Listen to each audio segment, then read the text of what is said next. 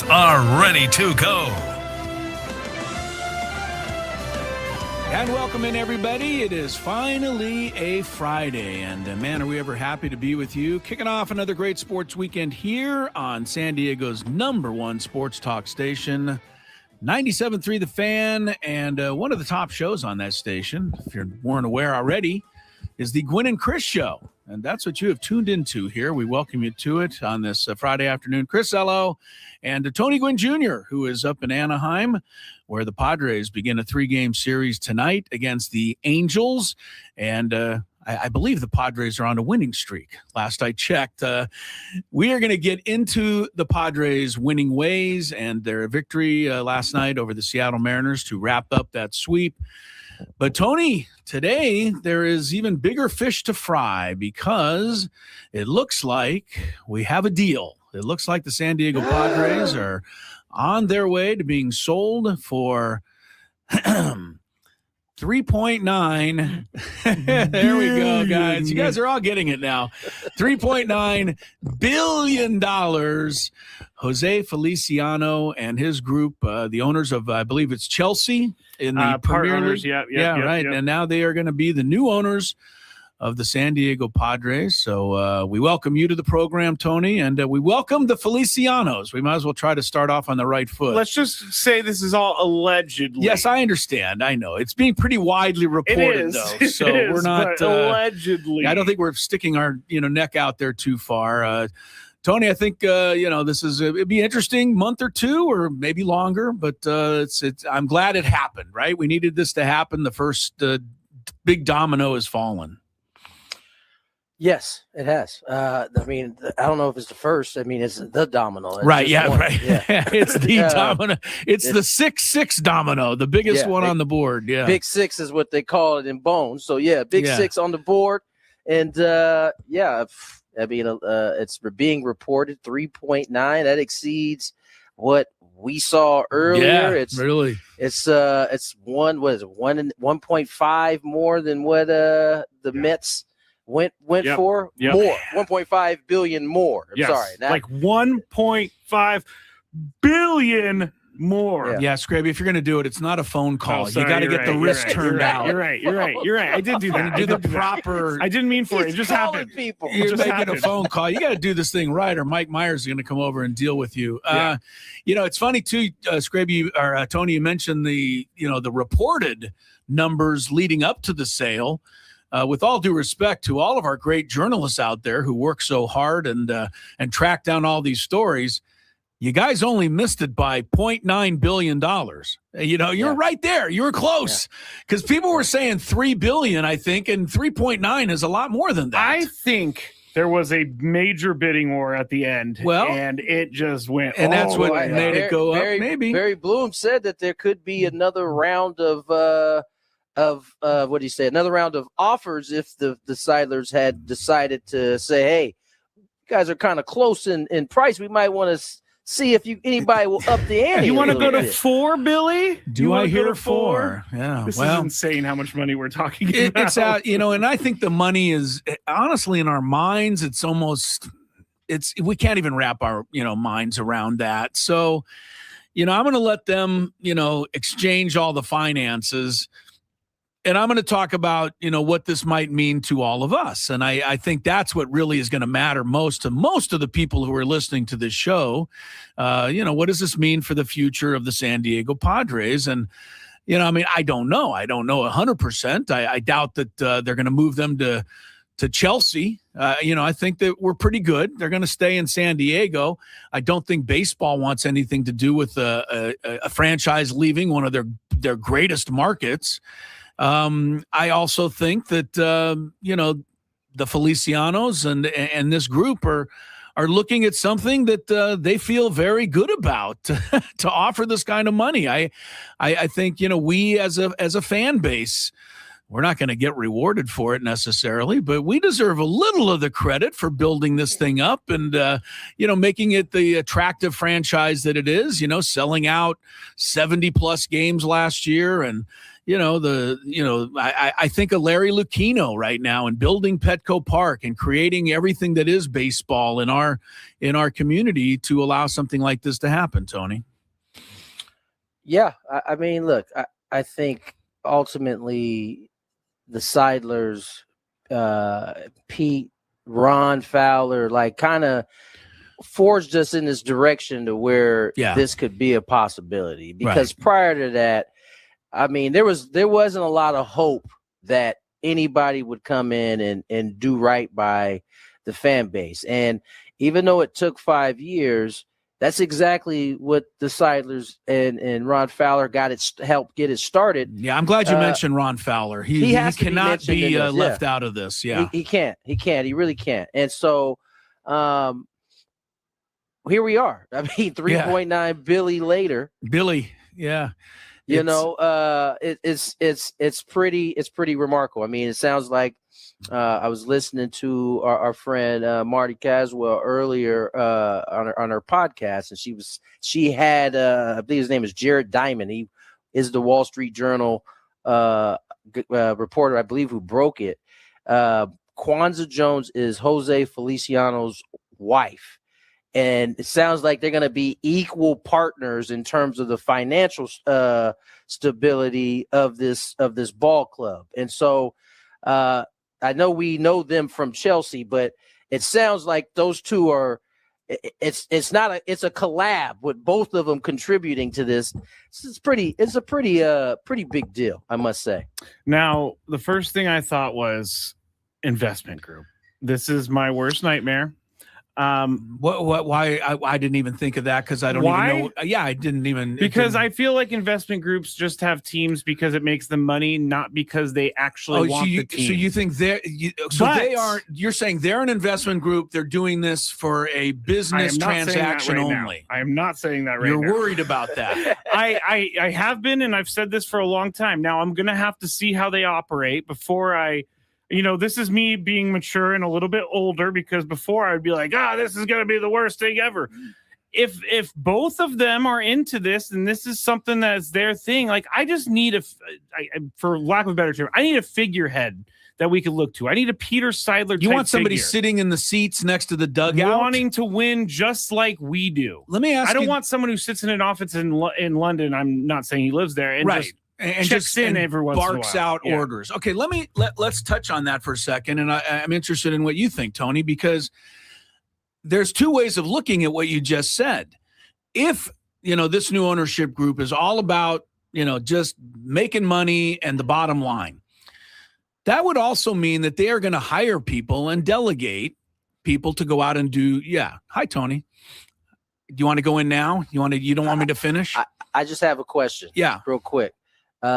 What you're saying, isn't that what like the team that's a little bit north of us basically does? Thank you. That's what I was just going to bring up. I mean, are you talking to me or Chris? I think both of us, but you for bringing it up. Okay. Yes, if you're going to get kind of a quote, an investment group that just turns it over to baseball people and gets out of the way and gives them the wherewithal to run the franchise, maybe that isn't always such a terrible thing. Some of the absolute worst, and I'm not saying the Feliciano group is like that. I have no idea. You don't know yet. But some of the worst ownerships in all of sports, right, Tony, are the ones where the owner buys the team and then thinks they know everything and runs the team. Sorry, Steve Cohen. Steve Cohen, Stephen Ross with the doll. It goes on and on.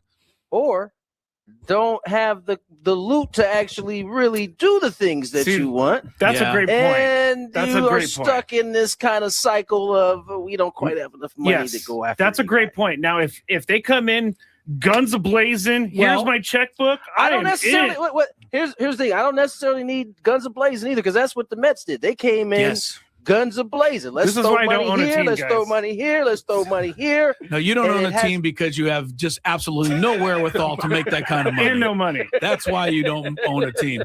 Tony's right about that. Yeah. All right. I'm going to leave I had another comment, but I'm going to leave it. Go, Tony. Continue. No, please. No, I was going to rip on Scraby for something. But please do. No, now that you brought it up, please do. I'm leaving it off the table. No, please do. Hey, I'm only saying it because he made me say it.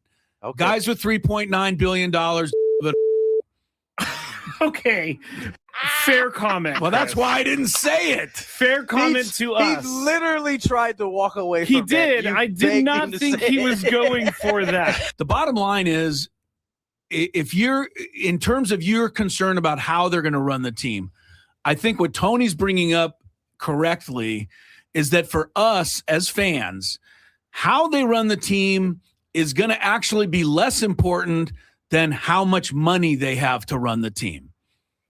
Don't you think? I mean, because I don't care if we ever see them, as long as AJ Preller and Eric Grupner and everybody who works under them, and that's tentacles out everywhere, are allowed to do their job and do it to the best of their ability.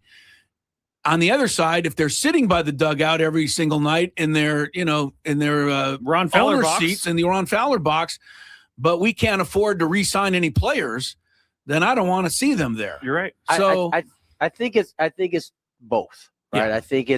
I think it's you want an ownership that's going to have the money, but you also want an ownership that's willing to let the people who know best run Yes. it. Now, that doesn't mean that they could evaluate and they don't see the job being done the way it should be done, and they can make changes. of course they can. we all It's going to have- be we- there, yeah. Right. We all have to be okay with that. But I think it in one hand, you don't want it to be kind of a machine, a bad machine in which it's making a bunch of money, but the team isn't good.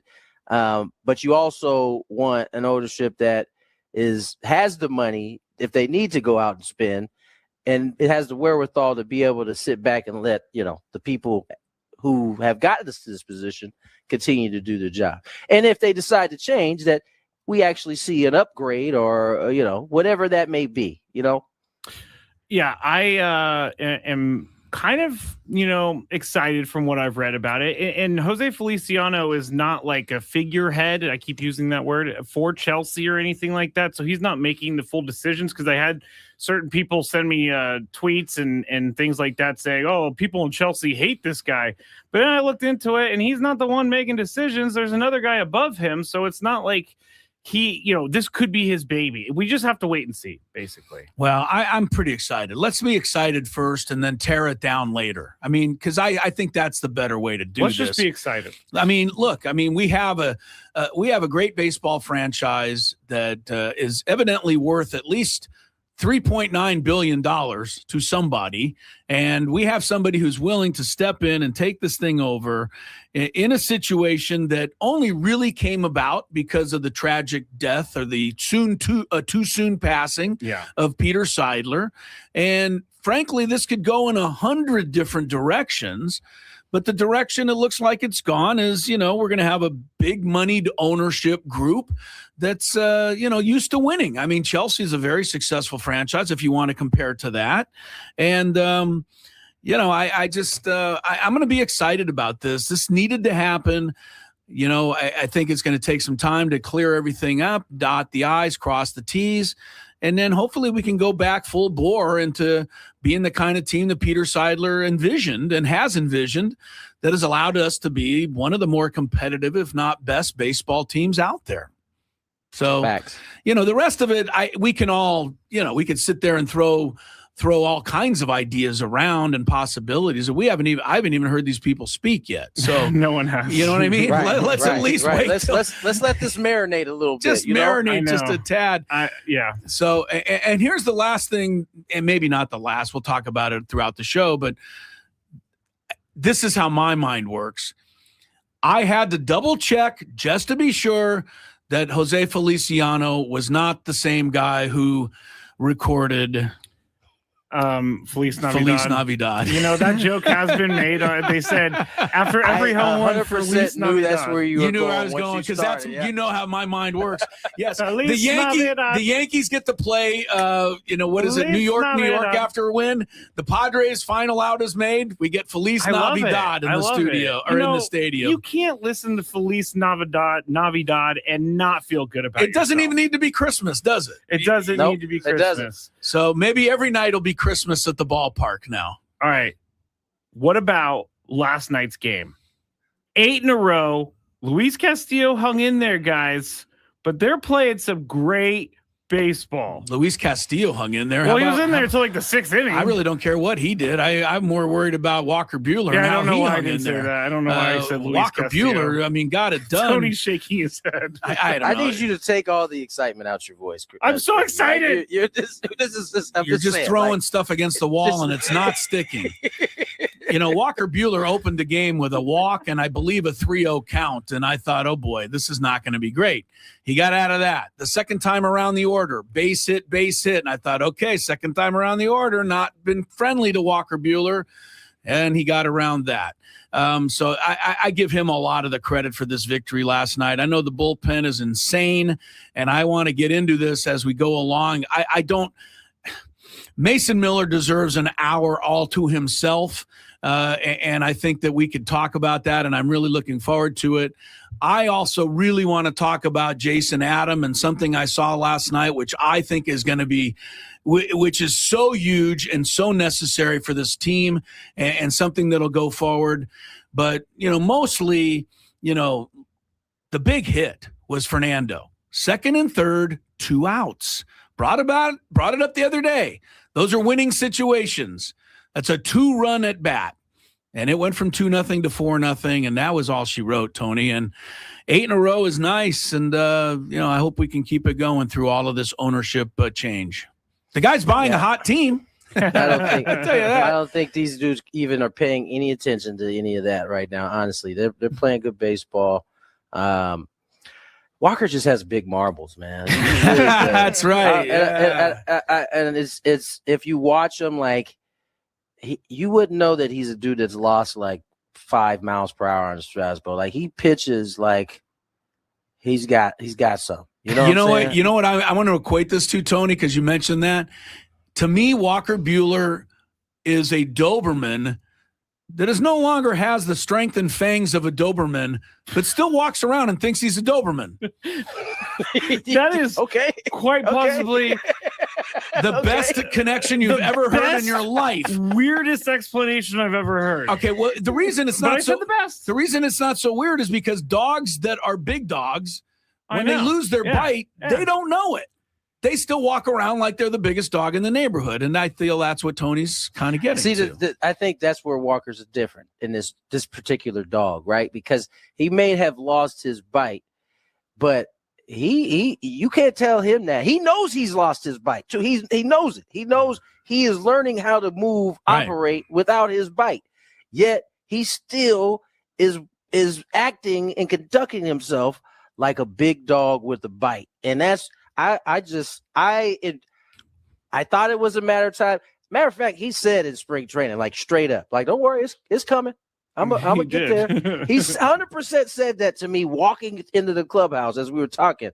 And here we are after a rocky start. All of a sudden that velocity came up. Another thing that's crazy to me, and this is where the new baseball is, like Ruben and Walker were almost both assuring all of us there's probably another 2-3 miles per hour in there we can probably get out of. I read it in the article. I heard him say it. And sure enough, 2-3 miles per hour. From 91, 92, he's been sitting 94, 95 these last couple games and has made, I think, a tremendous difference. He's using his fastball more. Remember how many breaking balls he threw through the first 3 starts? Like, it was almost exclusively breaking ball cutter, right? Now, I mean, he's using the knuckleball. I think he had 4 strikeouts on the knuckle curve last night. And that was because he was using them in specific spots and dropping them on these cats. And it was a good performance. I know he was pissed when he came out. You saw him chuck the glove. But still had 94 on that too, Tony. By the way, that is your 5th star, your 4th starter in this rotation. That's 4th. Right. And so if you're getting what do you go 6 yesterday or 5 2/3? Just about 6, yeah. 5 2/3, and you're getting 6 out of Marquez or 5 2/3 out of Marquez. You're gonna live with that. And how about not hardly ever giving up any runs? Buehler's now aside from not giving up the runs that go along with it. Yeah, that's a great game by Buehler. We're going to have him on the program. He's going to be our Friar Friday guest coming up in a little while, so stick around. We're going to talk to Walker Buehler. We're going to talk a lot more about this new ownership change throughout the program today, of course. When we come back, I don't know what else is left to say about Mason Miller, but I'm going to try to think of something, and we'll get the show rolling. We got our countdown later on. We got all the rest of our Friday stuff. Welcome to it, Gwynn and Chris on 97.3 The Fan. We all hear the radio ads about the IRS. They tell you to be afraid, to be scared, and they try to frighten you into calling. I'm not here to do that. Tax Relief Advocates is different.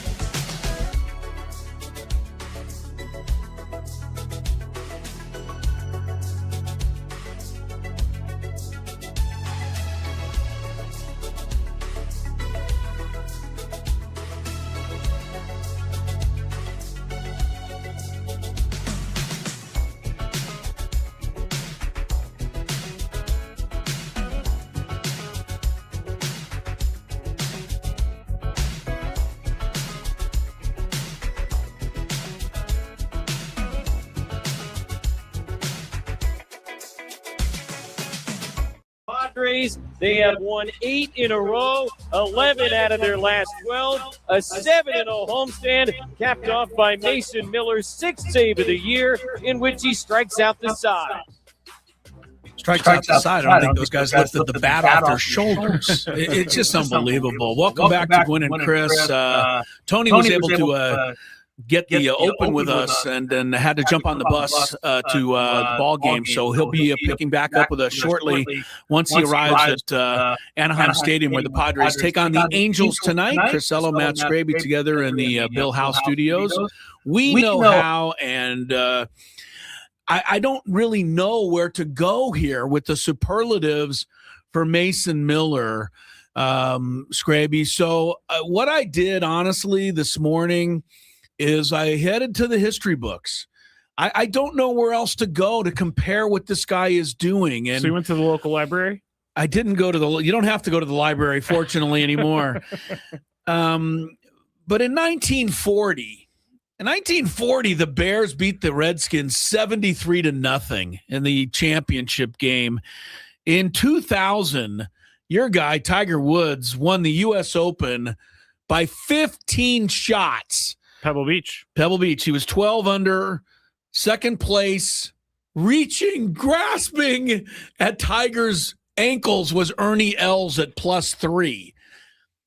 In 1973, what I still think is the most dominant individual performance I've ever seen, the great racehorse Secretariat ran away from the Belmont Field by 31 lengths to win the Triple Crown. 31 lengths.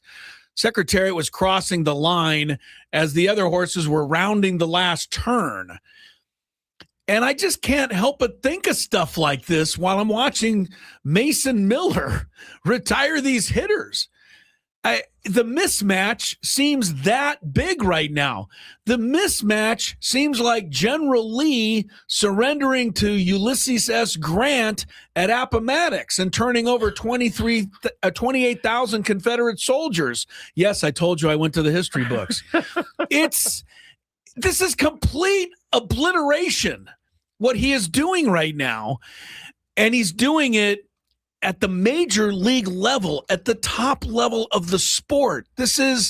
He's not facing Punch and Judy minor league hitters. He's facing major leaguers, and they don't have a chance. I mean, part of the dominance of the ninth inning last night wasn't striking out the side. Part of the dominance wasn't striking out the side looking, but it was the helplessness of 2 of the 3 batters just tapping their helmet and hoping maybe the call could be overturned because they couldn't hit it. Padres Pete says, if you challenge and walk away, it should void the challenge. Right. He was already back in the dugout while the time they made the announcement because he knew that ball. It was right down the middle, but he couldn't swing at it. I mean, I am so excited by it. I was on a high, just driving home from the game, and when I got home, and sometimes like Lori is a fan of baseball, and did they win? But trying to explain to her how excited I was just wasn't working. She's like, okay, that sounds good. But it was better. It's better than that. There's something beyond that that's happening right now. I saw Mark Grant in the hallway after the game, and he just was grinning. And was he wearing his puffer vest? He was not. He was not. But I can imagine him. But he was excited. Just like, he goes, Chris, did you see that? And I'm like, yes, the Mariners didn't. But, and then I got on the elevator. I'm not trying to drop names. But I saw Bud Black. Bud Black has been managing in baseball for 20 years. He said, man, I had Trevor Hoffman here. I had, Gregerson, and he mentioned some of his other closers. And he goes, I go, buddy, but you didn't have that. I said, imagine how smart you would have been with that. There's something happening here that is beyond, to me anyway, and maybe I'm overblowing it. Maybe, it'll come back a little bit toward the center and he'll start giving up some hits and, teams will score a couple of runs. But what we're witnessing right now is not of this real world.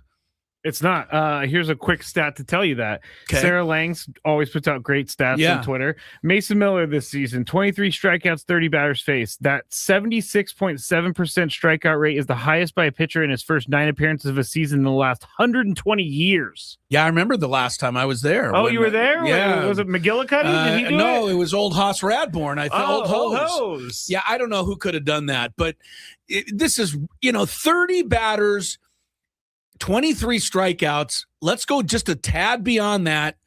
Only 6 of the 30 batters has hit the ball into fair territory. Now that is crazy. 6 of 30 batters, that's 20%, have even been able to hit the ball. And, again, Luis Arraez is the answer to the trivia question right now because he's the only guy who has a hit against Buehler. And he's Buehler, I'm thinking of Buehler because we're going to have him on shortly, but he's the only guy that has a hit against Mason Miller. And, look, Arraez, wouldn't matter what you think, is a 3-time batting champ. It took a guy of that ability to square one up and get a base hit. I'm just loving this. And the fact that it's benefiting the Padres, of course, is even better. But this is the kind of streak, I'll be honest with you, that if somebody on the Guardians was doing it, I'd be paying some attention to it. At this point. Right. This is insane. And Frank and I were sitting there last night watching the end of the game and, name dropper. Yeah, right. Frank. Out of all the names you dropped, that's the one. Big Frank. But he mentioned, he goes, they tune in on MLB Network when Aaron Judge comes up with the bases loaded. They got to start tuning in when Mason Miller comes into the game. You got to start showing everybody what's happening here. This is historical, what he's doing, and I don't know if it can last. It's still April, but I'm really enjoying. This is incredible. It is. It really, honestly is. I got one last one I looked up today. Okay. This is Davy Crockett and his mates being overrun by the Mexican army at the Alamo. Look it up if you want to see how bad that slaughter was. This is just, it's just crazy what I'm seeing. But I love it. Of course I love it. When Mason Miller was acquired and all those people that came to me and said, but Leo DeVries. Yeah. I said, Mason Miller has the ability to be the best closer in the league. And look at what he's doing right now. This is why there was no hesitation, it seemed like, to trade Leo DeVries for Mason Miller. Well, and what he's doing now, we do have to caution. He's not, I don't think, he's not going to be able to keep it up. He's going to give up some hits. He's going to give up some runs. He's setting the bar too high for himself. Right. Somebody's going to hit the ball eventually. When are we going to hear the people complain about how many hits he gave up? But until they do, I'm going to just enjoy what is happening right now. You know me better than most people, Scraby. When it was 5-2 in the 8th inning last night, as a Chris Ello follower over the years, that I am getting up and I am walking to my car so I can beat the traffic home. Yeah, you are. I did not get up last night. I had to watch him. It's too good. And it was worth sitting in every second of traffic I sat in to see him do what he did. Well, you had your smile on your face. I want to see it more, obviously. Oh, Jake Arriani needs to see you after a Mason Miller outing. Right, he would see me smile. Yeah, that was really – look, Mason Miller, my goodness, Secretariat, the Bears, Mike Tyson walking across the ring and just pummeling Michael Spinks like 8 seconds into the fight. I mean, that's what's happening out here. It's honestly historical. We'll take a break. More Gwynn and Chris. Walker Buehler is our guest. We don't quite know the exact minute, but stick around. Tony should be returning as well.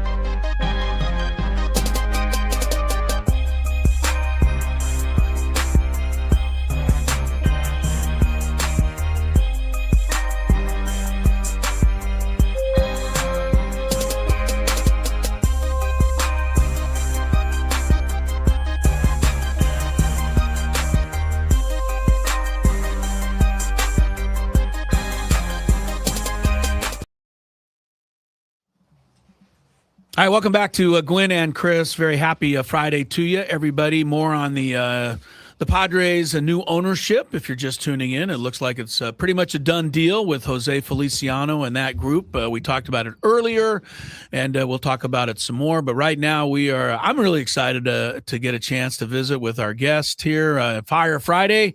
Joining the program for the first time is Walker Buehler. And Walker, thanks so much for being here. And after beating the Padres so many times as a Dodger in your career, we all thank you for picking up your first win as a Padre last night. So it was nice. I'm sure you're happy to get that one as well. No, obviously, a good step in the right direction of, new team, new organization, trying to kind of be one of the guys, and to go out and pitch well, I think is the first step in that direction. And so, obviously exciting. Walker, we went into, when you got to spring training, you talked a lot about, pitching through some of the pain that you had to pitch through and really not really feeling normal until right before spring training. Just talk about that process this offseason, having to kind of try to fix whatever needed to be fixed from a mechanical standpoint, but in terms of health, pitching through kind of the pain part to get to this position you're in today. Yeah, I think, I've had the surgery twice, and once the rehab was super fast and efficient and easy and came back better than before. And the second one just didn't kind of work out that way. And, for going on 2 years, going on 3 years now, I've kind of had a lot of elbow pain, and, it changes the way you throw the ball. It changes the way everything feels. And, I think when you've had some success and you want to keep trying to recreate that, you try and make everything feel the same. And, when your body's not the same, those feels don't always work. So, to kind of get the elbow resolved, I had a few really good people in Arizona for the off season that helped me and got my elbow to a lot better spot. And then obviously the coaching staff here has done some things with some drill work and some ways to think about things that have kind of unlocked it. And, the velocity is a little bit back, and the command is improving. So, I think it at least gives me a chance to feel like I can go out there and help us win games. There's no question. Walker Buehler, one of the great competitors I think we've seen in Major League Baseball. When it comes to a guy in the in the middle of the diamond there holding that baseball, it's nice to have you on our side, Walker. And I try to ask questions that some maybe you haven't always gotten before, but it's almost impossible to ignore your incredible competitiveness and your streak of being there and just fighting for everything. And kind of give us, if you can, a little idea where some of that might have been born from, and how you've kind of worked with that during your career, and maybe how you've even tried to harness some of it so that it doesn't get the best of you at times. Yeah, to be fair, I think when I was a kid, I was always pretty small, and so you're always looking for an edge, and for me, I think that was being competitive, and Vanderbilt whereas like college was hyper competitive and big recruiting classes, and that was kind of expected. I think we had 25 guys or 30 guys or however many guys you have on a college team these days, but all of us were competing for exposure and time on the field, and there was a standard in terms of how we went about competing. And so I think there's a little bit of the natural kind of inclination to be like that, as well as kind of learning how that can be done the right way, and do it mentally where you're still clear and kind of still giving yourself a chance to win, as opposed to kind of spiraling out of control. And it's definitely, I don't want to say it's hurt me in the past, but it definitely gets in the way at times. And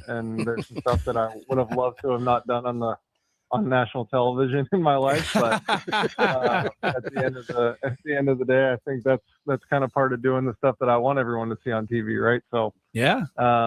No, I think it's important, and I think it's important to be yourself, right? I think that's a huge part of this organization and this staff, especially, is, if you make a big pitch, let everybody know and enjoy it. And, we work really hard, and not everyone wants to walk off stoic all the time, or come off and, wave for the crowd and do all that without, if they're a little pissed off, that stuff happens. And I had a good glove throw last night, but these things happen.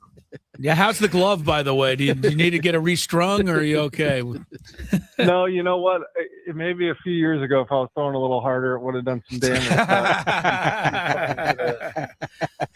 Walker, speaking of your velocity, and this is the part that is still mind blowing to me. I mean, Ruben Ebla and yourself seemed almost positive that you'd be able to add some MPH as this thing kind of worked itself out. Is that a byproduct of the technology, or is that a mechanical deal where you knew once you got right, you'd be able to add a couple miles per hour? Because we've seen it over the last two games, and it's hard to not notice that your outings have gotten better with the velocity change. Yeah, we did some drill work, Ruben and Chris and all of us out there in Boston, actually, before my bullpen in Boston. And the first two innings, I threw the ball really well, and then kind of lost the feel for what we had really put in a couple days before. And now we've got two turns of doing this drill work and kind of creating these certain feels. And I think I just got super, super pushy, and largely it's from trying to protect your elbow, right? I think it's kind of counterintuitive, but for us, if we can get our elbow out in front, sometimes we can kind of know when pain is coming or protect it a little bit. And so getting back to a spot where I'm really launching my whole arm and trying to throw the ball hard with my arm as opposed to just with my wrist, I think has made a big difference, and the command has improved. I think I've always been one of those guys, the bigger, the harder I'm throwing, typically the better command I have. And, I think there's some mentality stuff in that, but also when everything's synced up. And so I feel like, my throw is best when I'm trying to make 95% throws all the time. And luckily I've been able to kind of find a way to do that. Walker Buehler, excited to have him here in San Diego, and great to have him on the program. Our Friar Friday guest, brought to you by the SDCCU Fan Hotline. It's not big banking, it's better. And real quick, Walker, your World Series exploits are pretty well known, but I'm going to remind everybody out there, in case they've forgotten a little of it, 19 innings in the World Series. You've allowed one run. You got the couple of wins. You had the save to end the World Series a couple of years ago against the Yankees. What's more exciting for you, that experience or watching one of the horses that you co-own win the Breeders' Cup Classic in 2020? Walker's from Lexington. He is a big horse guy. I only ask this because I have a friend who owns a horse, and I've been with the guy when he's won races before. That is a pretty big high as well. So where did that come in? Well, luckily I got to do both of those in the same year, which was a pretty good year in 2020. Yeah. But no, you know what? Alex Bregman and I co-own a horse, and his first time out for us, he won, and that was a really, really cool experience for us, kind of being more involved. But it's hard to beat raising a trophy, I'll tell you. For sure. Walker, I got a fun one for you. I noticed the pants are a little loose these days. Are we gonna ever get back to the painters that you had on, a few years ago, where it looked like they were glued to you?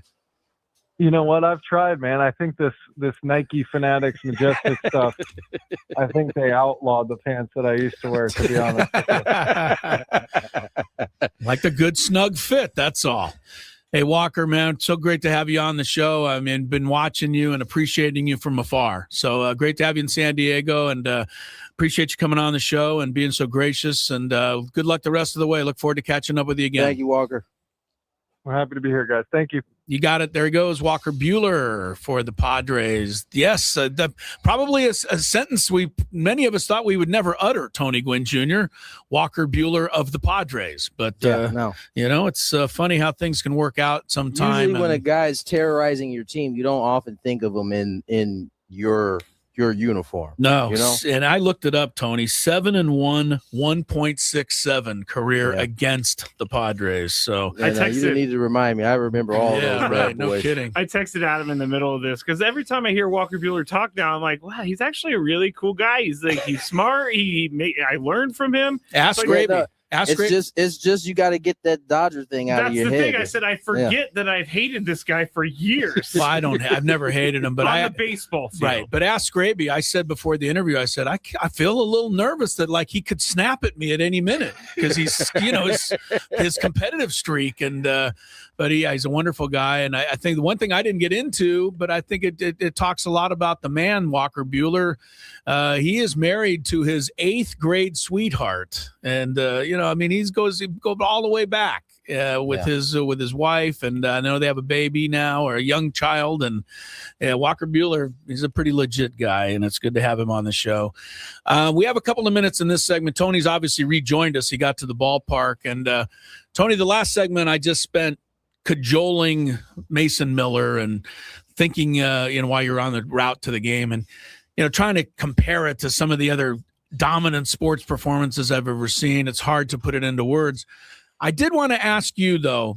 Jason Adam comes in the ball game last night, gets the first out, which I thought he needed to do, and then he did something I also thought he needed to do, which was come in high and tight on Julio Rodriguez. I don't know if it's exactly where he wanted it, but I know I believe he wanted to send a message, and the message I believe he sent was, you're not just going to hit Fernando Tatis in the middle of the back without us, knowing about it. And I when he did that last night, I'm sure nobody told him. I'm sure that was something on his own mind that he felt he had to do to protect his teammate. And I just think those kinds of things go a long way toward the success of a team. Again, maybe he'll say it got away, but to me, that's the kind of stuff that shows a good chemistry of a ball club. Everybody protecting each other. Agreed? Yeah, I agree with that. I think we don't know if there was intention behind it, right. But it doesn't even really matter what he tells us. We shouldn't even trip about what he tells us. It's what his teammates know, and at that point, it's a good optics, if anything else, right? So, Toddy is going to get plenty more of those. It's really the first one this year I can remember that actually got him. Right? Yeah. I mean, he hadn't been hit prior to that point, and there hadn't been a ton. Like I felt like last year he was getting buzzed like on a nightly basis. I feel like it was egregious. I feel like it's been a rather quiet thus far in this year, and that may be because he hasn't hit any homers. They don't feel threatened yet. Maybe as he starts to do that, we'll start seeing more buzzing of the tower. But I agree. I think that's the game. That's the kind of the game that within the game. Right? Yeah.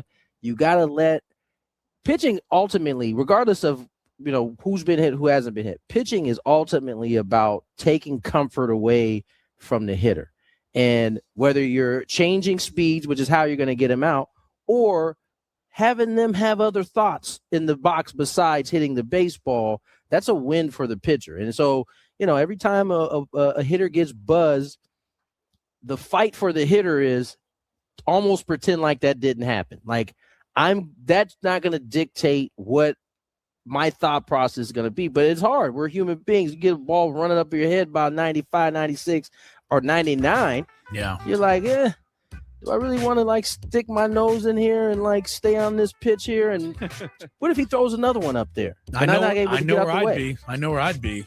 Yeah. Where So, would you know, I'd be standing outside the batter's box for the next pitch. The ump would be like, you're going to have to move up a little bit here, pal. That is exact, but that's how it's supposed to be. Yeah. And so it was nice to see, and everybody moves on. Just Right. Keep the moving. Mariners didn't have an issue with it either. They know what's going on, but I really think that, you know, that's the thing where Fernando probably at some point says, hey, man, appreciate that. Jason Adams says, I got your back. And, you know, on we go. But that's a good thing to have for your ball club. All right. Padres have won 8 in a row. Mets have now lost 9 in a row. They got crushed again today by the Cubs, 12-4. We got hour number 2 of Gwynn and Chris coming up.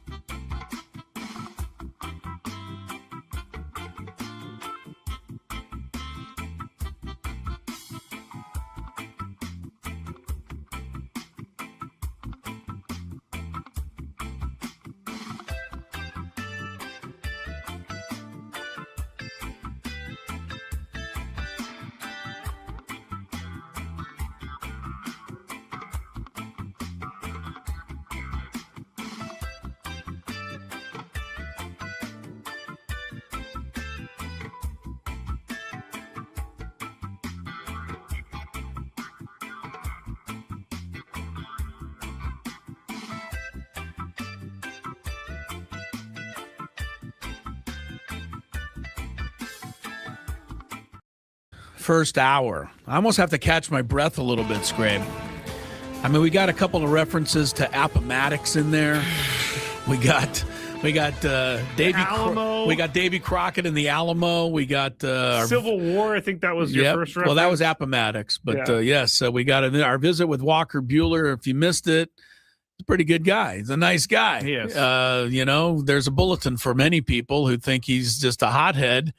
Even he made fun of himself. Said, hey, I've done some things on national TV that probably I wish I hadn't have done, but that's that's his competitiveness, and I'm glad let's be honest, I'm glad it's on our side now. Yeah, so can we stop? There's a guy out there on Twitter that is a known Padre riler upper, if you know what I'm saying. Yeah. And he put this whole thing up about Walker Buehler throwing the glove last night. It's classless. San Diego didn't even say anything to him. If he was on the Dodgers still, Dave Roberts would have pulled him from the game.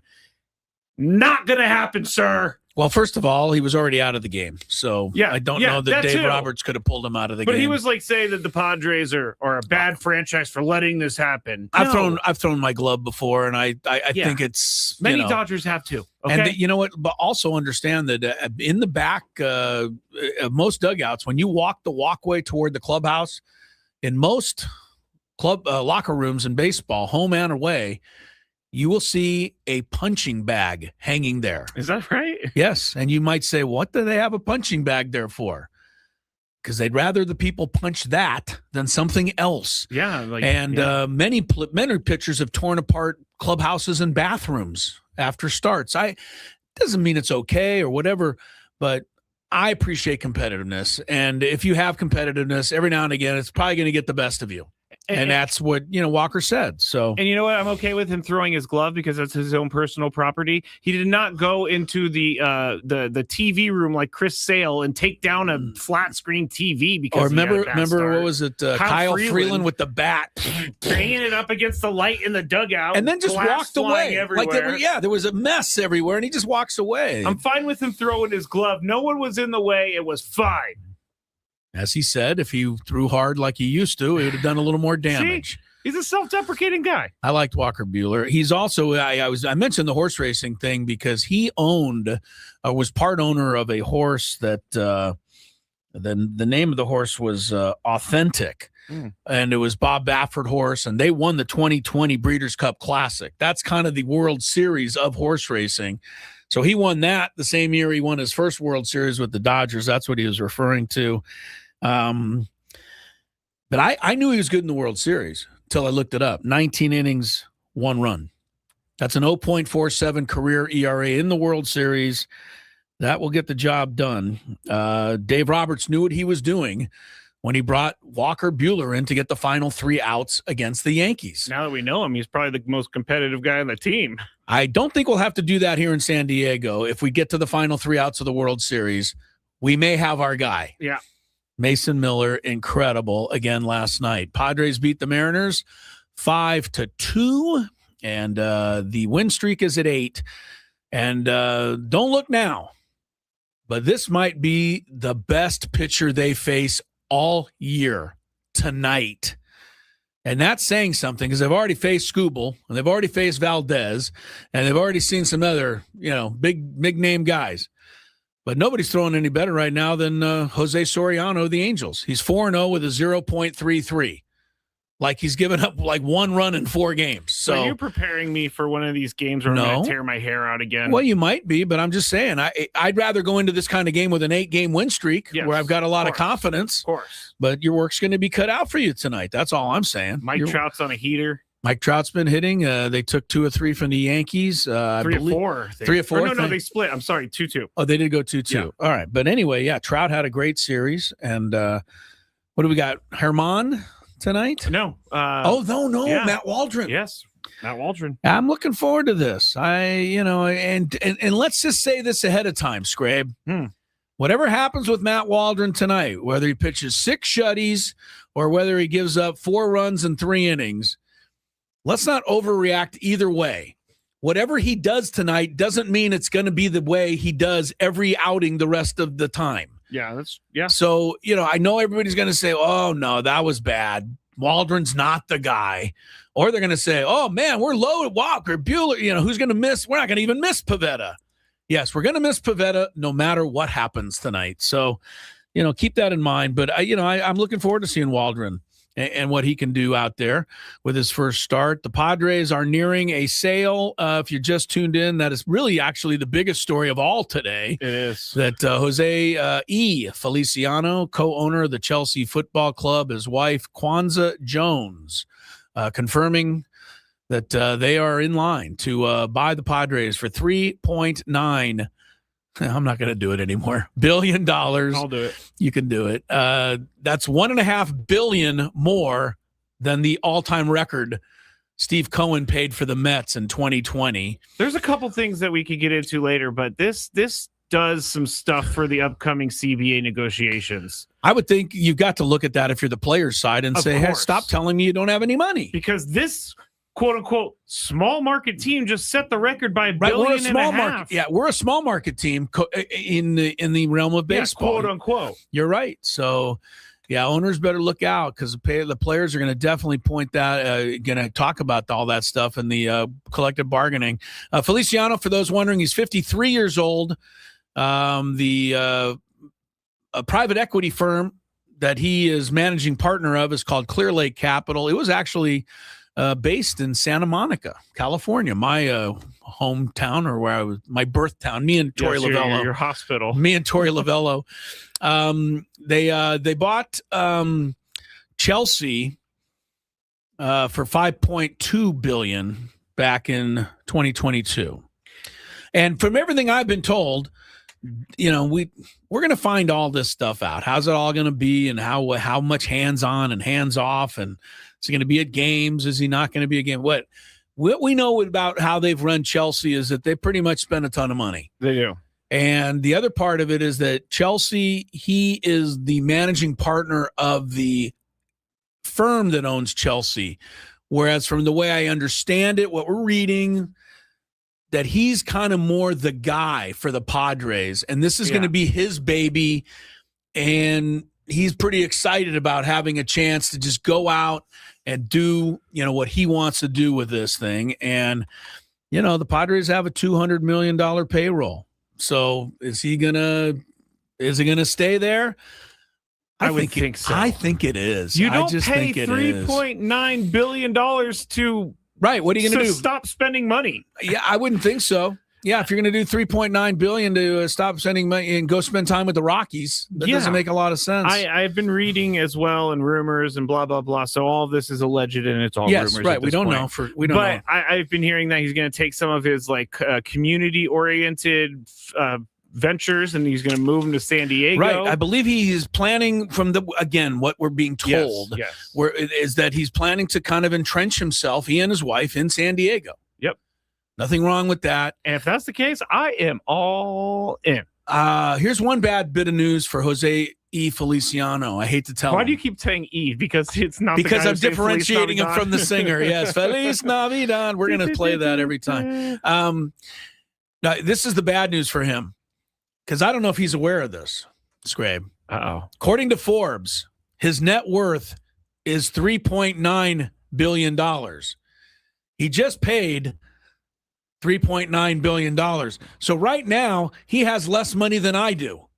That's kind of fun to think about. I'm just, obviously, that's not how it fun. That's obviously not how that works, but Yeah, I get it. I get it. He basically said, here, I'm going to use myself as collateral. Giving it all to you. I got to say, this picture of them, it looks very nice. They look very nice. They do. They look quite friendly. They're all smiles. They don't have that stern business person look. No, they look like people, nice people. Let's hope that is indeed the case. There was some sad news today in baseball, and the Padres are going to, be part of this a little bit tonight. Garrett Anderson, a fantastic outfielder for the Angels, led them to their only World Series title in 2002. The career hit leader for the Halos passed away today at the much too early age of 53. Ooh, wow. Yeah, I hate to even share this stuff. I know there's people from, my generation certainly recall Garrett Anderson, a guy that finished fourth in the MVP voting that year in 2002. So he was pretty pretty much a part of that World Series run by the Angels. He won a home run derby in 2003. No cause of death has been given. Angels owner Artie Moreno said, among other things, we are really mourning the loss of one of our most beloved icons. I am sure there will be moments before the game tonight and throughout the weekend. I feel like we've had a lot of deaths in baseball recently. Yeah, it's really, I hate to, obviously nobody wants these kinds of stories, and then you tack on the 53 years old to it. Yeah, that's a shame. The wild part. So as best as we can do, and I know a lot of Angel fans that are sad today because of that news. We mentioned the Mets did lose 12-4 to the Cubs. The Cubs got a little bad news themselves today. They had to place their closer, Palencia. What is it, Daniel Palencia? Yep. Oblique strain. So he goes on the IL.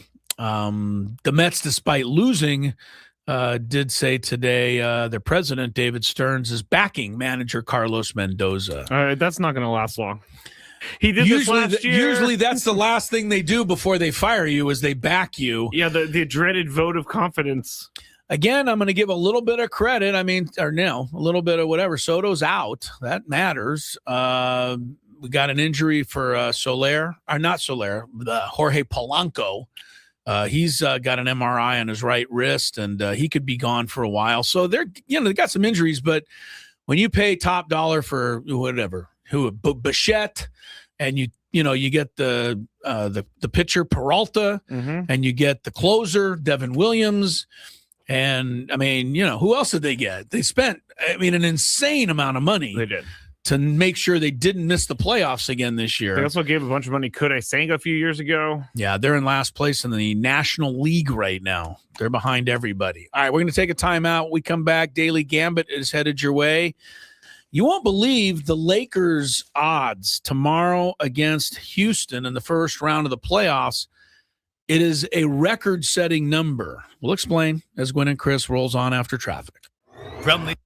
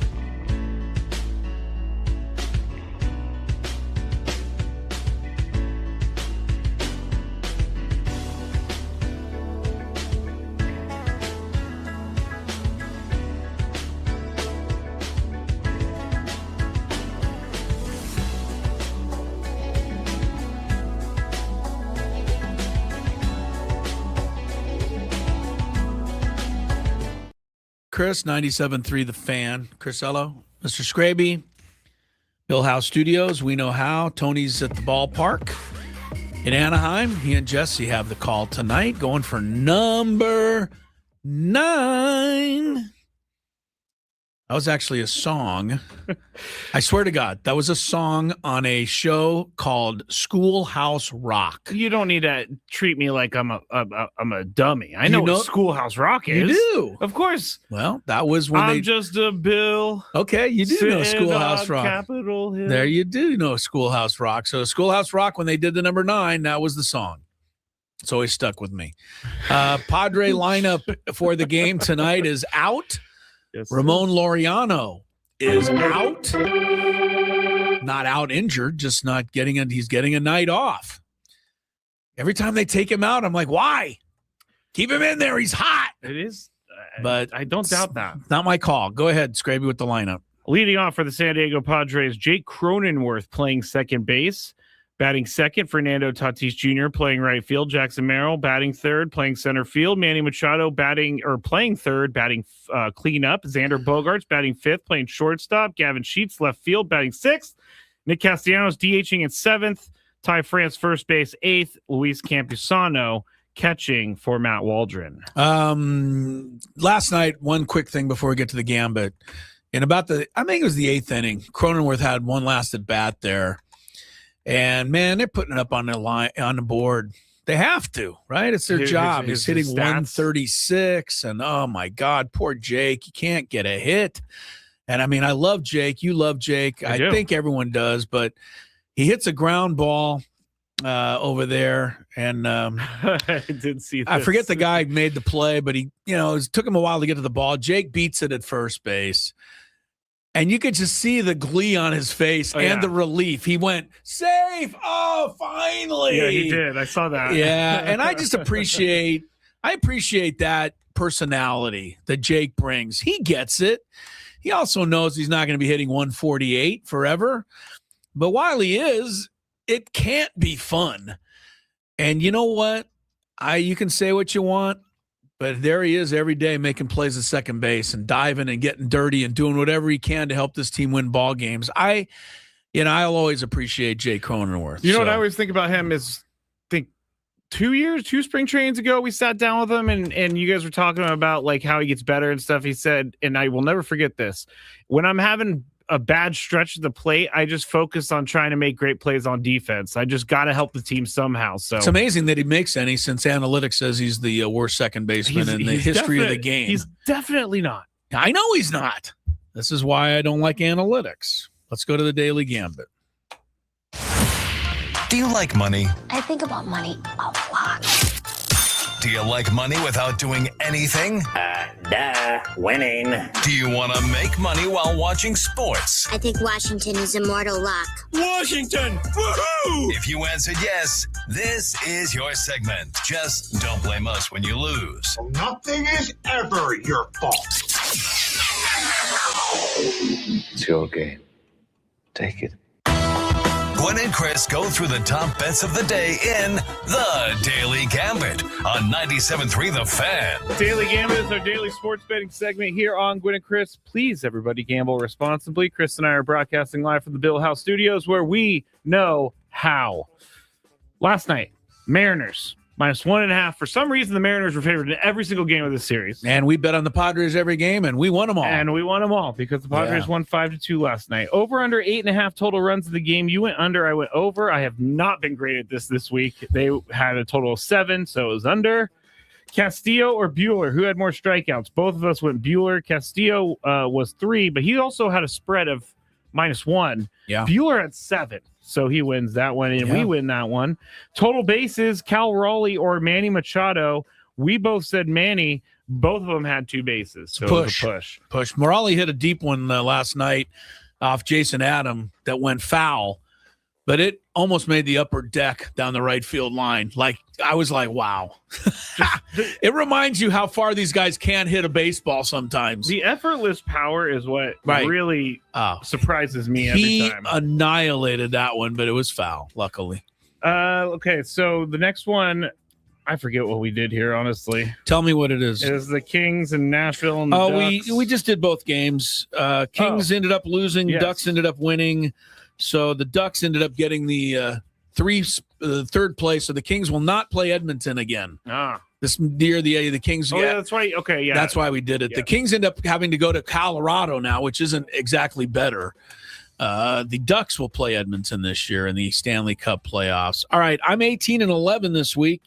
You're 14-15, so you got to make up ground in a hurry. It's not been great. Tonight, NBA elimination game. Charlotte, 3.5 at Orlando.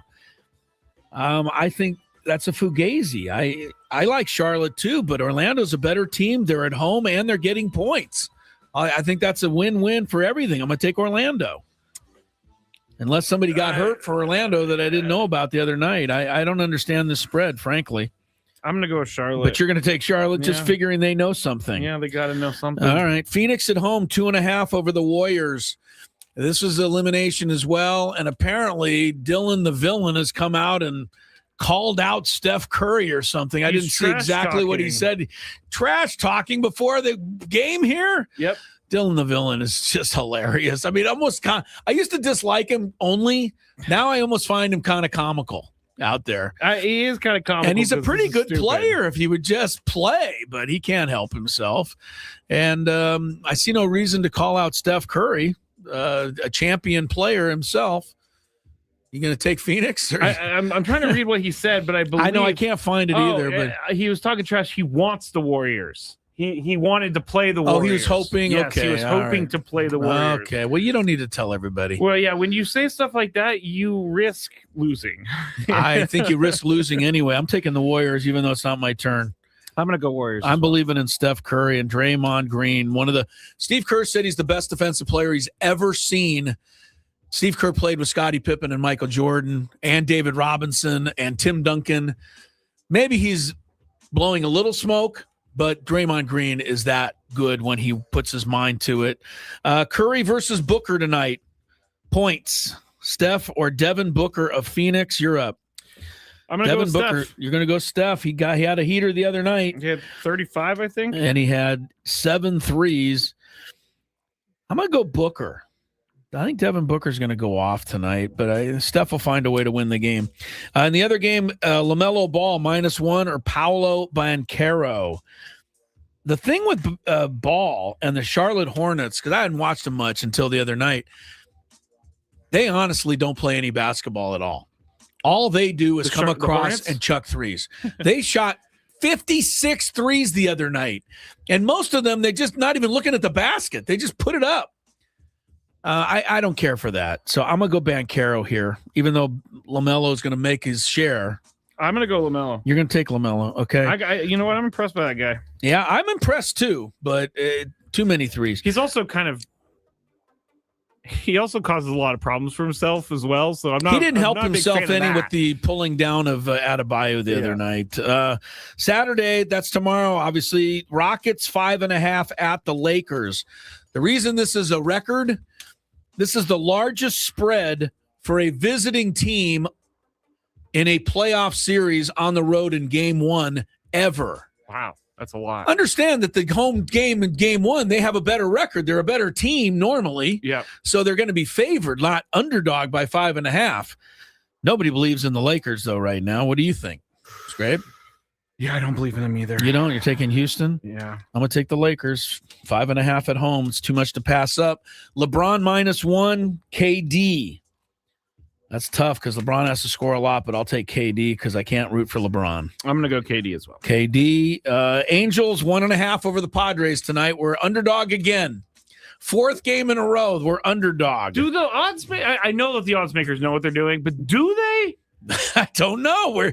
The Padres have won 8 in a row. We couldn't be any hotter. Is it Matt Waldron on the mound that did it? I don't know. No, I think Soriano being so hot. I'm saying, did they not believe in the Padres? No, I think they believe. I think they're doing the spread because of Soriano.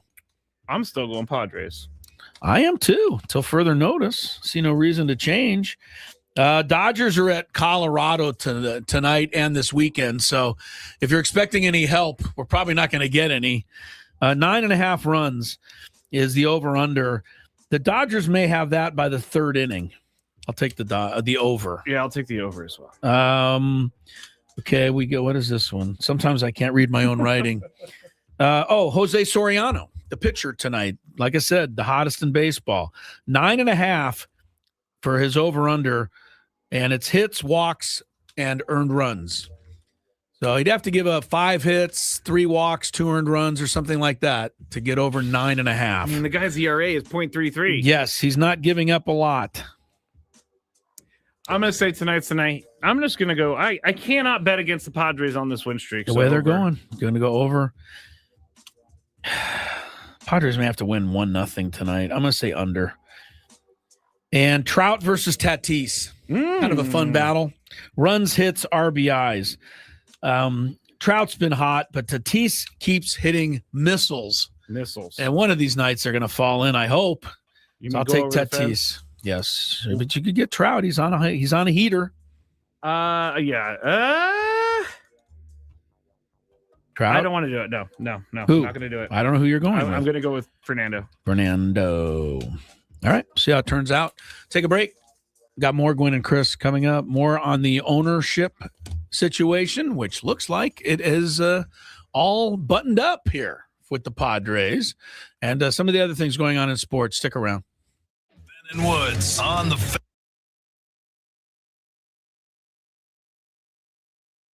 Tony, you care to, Tony, I don't know where Tony went.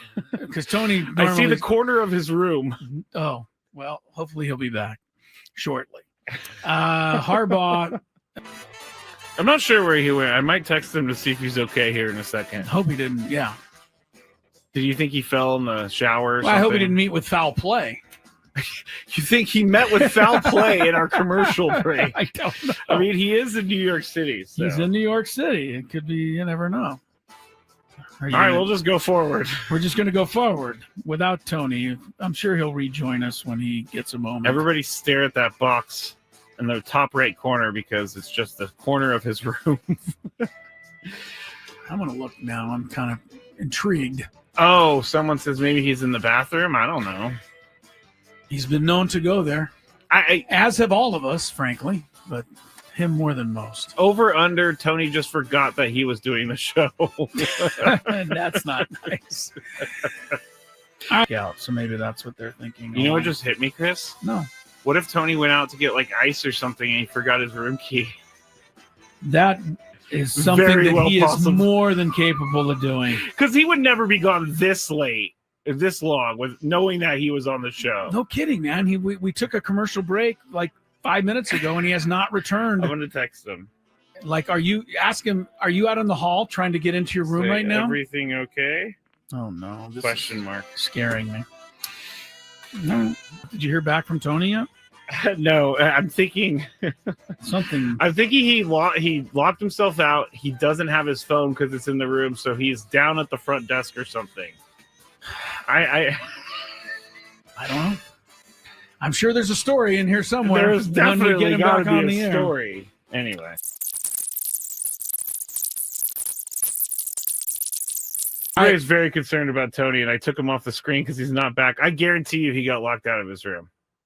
I don't think you're wrong because that makes sense. But how far away is the lobby? Of course, the New York hotel, it could be one of those ones where you got to wait a while to get up to the... And he's just sitting in line.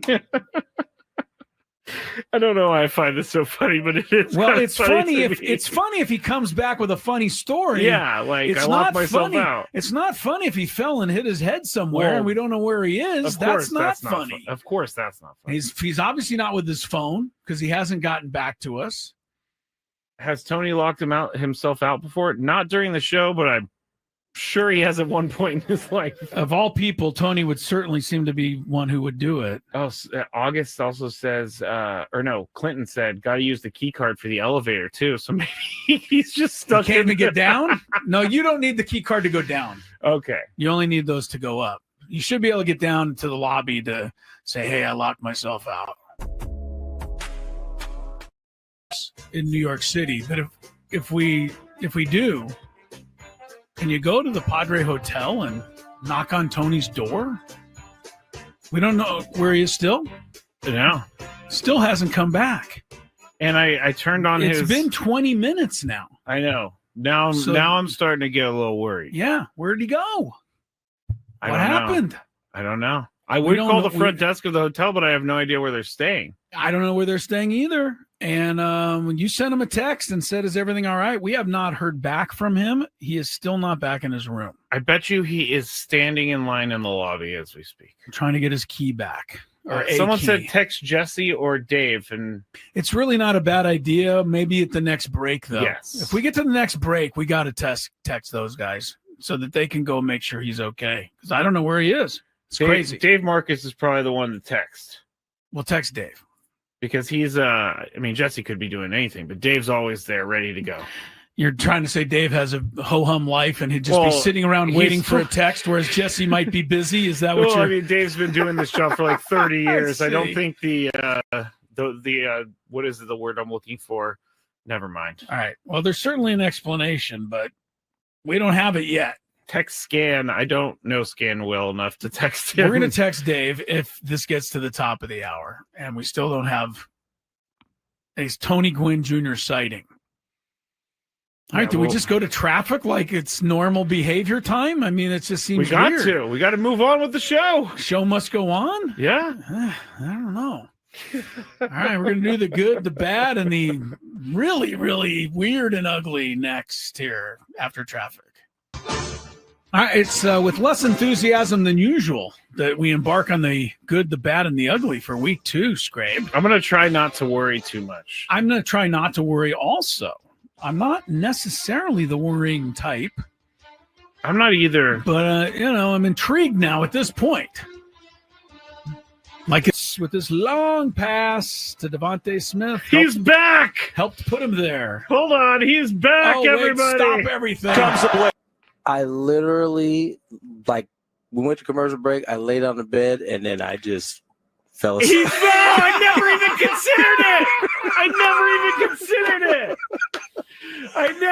considered it. Finally, a Friday. Padres rolling. Looking for number 9. I thought you would find that from Schoolhouse Rock and play it coming back in. What is it? The rolling part? No, the song number 9 from Schoolhouse Rock. I thought about it, but I got distracted. You got distracted. I'm coming up with I know we got a lot to do. Late additions to my countdown. Right, our countdown is coming up here in this segment. We welcome you back to the show, Crisello, Scraby over there. We are in the Bill House Studios. Tony is in Anaheim. He has the call with Jesse. Earlier, we brought and talked about the entire new ownership situation, which you really, with all the fun stuff happening, is the biggest story of the day. It'll be Jose E. Feliciano and his wife taking over, paying $3.9 billion to be the new owners of the San Diego Padres. I think there's a couple of T's to cross, et cetera, but it's being widely reported everywhere, and we're waiting to hear from them. But I don't think that'll be today. I'm just saying, looks like a done deal. So, what happens after you buy a $3.9 billion baseball team? Do you go to dinner, celebrate? In and out. Burger. Okay. Yeah. Why go expensive? I told you the guy's only worth $3.9 billion himself. So he's going to be rubbing nickels together. I guess so. Yeah. No, he's going to have a lot of money to spend, and he does that with his soccer franchise, Chelsea. And we are hopeful that it'll be similar here. And can I say, I saw something on the chat that said, "Are we now going to have to pay for Chelsea's things?" I don't know. What do you mean? Because I've been warning about this capital investment group type of ownership where in Boston, Fenway Sports Group, they own a Premier League team. The money made by the Red Sox is pooled into helping that Premier League team. We don't know, but it doesn't seem that way at the moment. I can't help you with any of those concerns. And you know what? They're fair. If you want to have the concerns, I think they're fair. But as I said earlier, I'm going to kind of be happy now, and then I'll start tearing it down as we go along. That's kind of the American way, Chris. That's going to be my approach. All right, let's get to some traffic. And today's countdown, I think, is a fun one. So it's coming up here. From the 855 Get Ross Traffic Center. Injured? Demand justice. Demand Jurowitz. 855-GetRoss.com. Here's Sue Allard. Caltrans Asset Management reminds you that work continues this weekend on southbound 805. We have a debris spill on the northbound side of the 805 right at Balboa Avenue, and it takes out the right lane and then loaded up on the 8 East at Hotel Circle with another accident. The right lane is blocked. Caltrans Asset Management work continues this weekend on southbound 805 with the closure of all lanes from the 5 and 805 split to Governor Drive on April 17th at 9 p.m. to April 19th at 5 a.m. Expect delays and use Interstate 5 for travel south of Sorrento Valley. I'm Sue Allard with Gwynn and Chris, San Diego's #1 sports station, 97.3 The Fan. It's now time for Gwynn and Chris to rank their top 5 of the day. Gonna grip and rip as usual. But this isn't just a regular top 5 list. I love it. It sounds sadistic, but I love it. This is the countdown.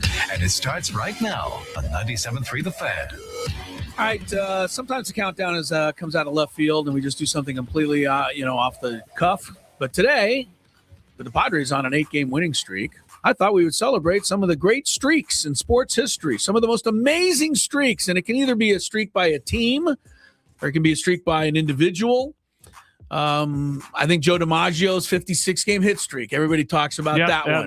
That's the first thing that pops into everybody's head. I don't know that Joe. I think Joe's not making our list, but not because he shouldn't. It's because we're tired of it. But we hear it all the time. So here's some of the other great sports. Isn't that crazy? 56-game hit streak. We're tired of it. How about nobody being within 12?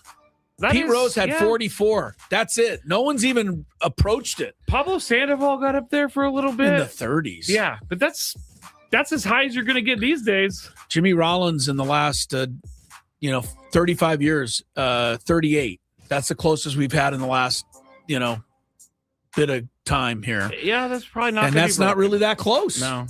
Frankly. All right, so what are the best streaks that we've seen or we can remember? And I'm going to go first today because usually I let you go first. Okay. So today I'm going to to go first. I got to hear the number. Yep.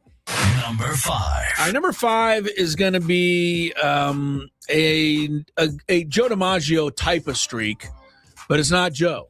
It's one that's never talked about, and maybe it should be talked about more. Wayne Gretzky once scored a point, which is either a goal or an assist, in 51 straight NHL games. That's only part of the thing that's amazing. In those 51 games, he didn't just score like 53 points.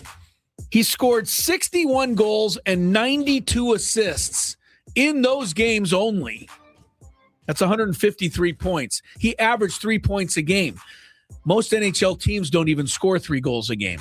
He himself averaged 3 points a game for the entire streak. And if you're wondering how far ahead that is of the next best streak, Wayne Gretzky has the second longest streak at 30. So he's got the top 2. Wow. Yeah. That is crazy. 51 straight hockey, Gretzky, number 5. First, I would like to say if you love Mediterranean food, try Spiros for authentic Mediterranean cuisine in Coronado or La Jolla. For dining or takeout options, visit spiroscuisine.com. I think I'm going to go get me some Spiros here in the next couple of weeks. Chris, I am craving it. But my number 5. Okay, I'm going to be completely honest. I did some research on this because I didn't want to come up with ones that were just so lame. But Jahangir Khan's 555 match winning streak in squash, Chris. In what? From 1981 to 1986. Jahangir Khan won 555 squash matches in a row. No one has ever come close. It is widely recognized by Guinness World Records as the longest winning streak by any athlete in top-level professional sports. Squash. 555 matches in a row. Wow. That's a lot. Yes, it is. That's the only squash for my list. Okay. Number 4. I had to double-check this, and Mario Lemieux did once have a 46.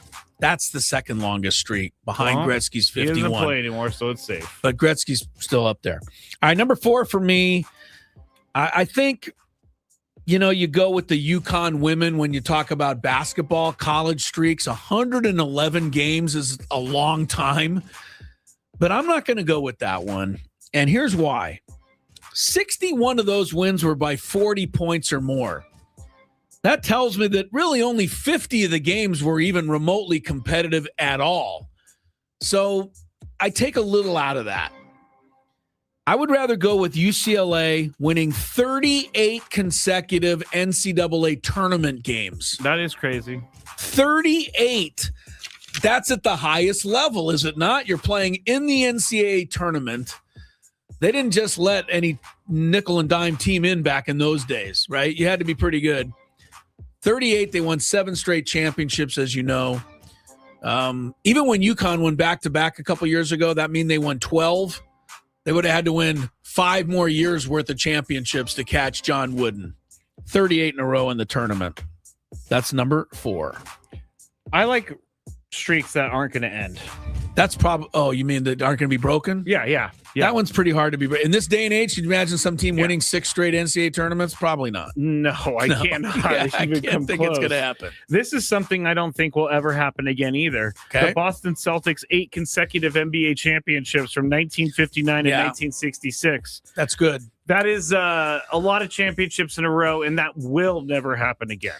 You'd have to win 9 in a row, which you could. Will not happen. It will not happen. You could say that if Jordan didn't retire, the Bulls might have tied it because they went 3, missed 2, and won 3, but Jordan was out. Yeah. But you're right. 9 in a row is crazy. I mean, the Warriors are the closest. The Warriors in their heyday were the closest team we had. 3 in a row, like 2 that. or 3 in a row. The one thing that I've always held against the Celtics, if you look back at that, there were only 2 rounds of playoffs then. So they won 1 series and they were in the finals. It's still impressive, but it wasn't as hard to do as it might be now. You would think like maybe one of the years the ball wouldn't bounce the right way. Oh, and by the way, the team they beat every year to get to the finals was Wilt Chamberlain. So they had a pretty steep test, pretty thing in their past. I'm going to go NBA as well, but this record is much more impressive to me than the Celtics. And I lived this as a kid growing up and listening to Chick Hearn call a lot of these games. But I think it's legendary. The Lakers winning 33 straight NBA games. There is nothing in any of the 4 major sports. What year did you say? 1971 too. So yeah, you weren't around, but there's nothing in any sport that approaches it. Football, baseball, or football, baseball, hockey, and 33 is way out there. They won 25 of the games by double digits. The record at the time was 20. And the interesting thing is that in their 20th game to tie the record, they were taken to overtime, but beat Phoenix. After that, they just got right back on track and stretched it out to 33. They didn't lose a game from November 5th to January 7th. It was pretty amazing. That is amazing. And no one's come close to it. They were 16-0 on the road, 17-0 at home. I will give special citation here to the Harlem Globetrotters, who beat the Washington Generals 2,495 times in a row. I'm giving them a little nod. It's like when, never mind. I wasn't going to go in the direction I was going to go. Okay. By the way, the streak for the most wins in baseball in a row, do you know who? 26, the New York Giants, 100 years ago. And I believe all 26 games were on the road, which is the really incredible thing about that. Doesn't tell me that here, but that is crazy. The second, I didn't realize that in 2017, the Indians at the time had 22 in a row. They did? Yeah, they beat the A's record of 20? Yeah, apparently so. Did not recall that either. I did not recall that, but all right. My number 3 is going to be something. I actually have 2 golf on the list because this I don't ever see happening again. Byron Nelson winning 11 consecutive PGA Tour events. I can't even begin to tell people how crazy this is because golf is a sport where you just don't know where the ball is going. Sometimes you can have a wind gust that makes you miss a putt. To win 11 in a row is wild to me. Can I just jump in on that? Because that's my number 2. Oh, okay. I had to get it in. Yeah, Byron Nelson, 11 in a row. I did look it up. The Tiger won 7 in a row, which is pretty impressive. Crazy. And Tiger did it, I think, in an era where it might have been a little tougher. Byron Nelson was playing under some different rules. I think I've had it explained to me before. He had a little bit of an edge as a defending champion going forward each week. Not enough to take away. He was also hitting persimmon clubs. Yeah. But the funny thing that I saw about Byron Nelson is people never talk about how the streak ended. And he lost the Memphis Open. He tied for 4th. And the winner was a 29-year-old amateur insurance salesman named Fred Haas. Oh, That's wow. who ended one of the greatest streaks in the history of sports. Did Fred Haas ever go pro? Because I don't think I feel so. like Bill Haas was a pro golfer here recently. Fred Haas was just taking a break from selling insurance. Yeah, and ended the Byron Nelson legendary streak. I love when I look back at golf and I see guys like that because in like 1919, a random kid who's 19 years old won the U.S. Open. Francis Ouimet. Yeah, just I've out heard of of that. nowhere. Yeah. All right. So you can go to number 2 because I did my 2 ahead of number 2. Mine's going to be golf as well. Tiger Woods ranked number 1 in the world for a total of 683 weeks, including a record 281 consecutive weeks. I can't say this one won't be broken, Chris, because we could have a dominant golfer again. happen again, but it's going to have to be a really darn good golfer to get anywhere close to this. It's about 5 straight years of being number 1. And that's because you lose a tournament sometimes, you lose the number 1 player in the world status. But Tiger, 683 weeks. 683. You could look this up. I bet you Phil was second most of the time. Oh, I'm sure he was, which was frustrating for him. I mentioned Tiger winning 7 in a row. He also had streaks of 6 in a row once and 5 in a row. So Tiger won 5 in a row or more 3 times. Wow. I think we forget just how dominant he was now that a lot of it is kind of dissipated away. Yeah, we do take it for granted a little bit. Yeah. I was looking it up, by the way. The Warriors challenged the Lakers 33 with a 28-game streak. Is that their 72-game or 72-win season? It was, and they ended up losing to the Bucks, which was the same team the Lakers had their streak ended by. Number 1. All right, number 1, I don't know if this is the greatest streak ever, but it comes with a pretty funny story, I think. Okay. So that's why I chose a number 1. I'm going with Oral Hershiser's streak of 59 consecutive scoreless innings pitched. And I know he's a Dodger. Please look past that, will you? He threw 5 Yeah, I know, right? All right. I'll take the slings and arrows. He threw 5 consecutive complete game shutouts and then needed 10 innings to break the record of Don Drysdale. But it was the last start of the season. And that last start of the season was here in San Diego against the Padres. The year prior, it was Oral Hershiser who ended Benito Santiago's 34-game hit streak. Players like Benito and Tony Gwynn said, we had to do something. We could not let him set this record against us, the longest scoreless streak. Yeah. I mean, this was a big deal. Yeah. It was Qualcomm Stadium. It was the second to last night of the season. Here's the problem. The only way Hershiser could pitch 10 scoreless innings was if the Dodgers themselves didn't score, right? Oh, yeah, I guess you're right. Because if the Dodgers scored, the game would be over after 9 innings. He wouldn't have broken the record. Man, I'm a smart guy. It took me till now to figure that out. Andy Hawkins pitched 10 shutout innings for the Padres, and that gave the opportunity to Hershiser to break the record in the bottom of the 10th inning here.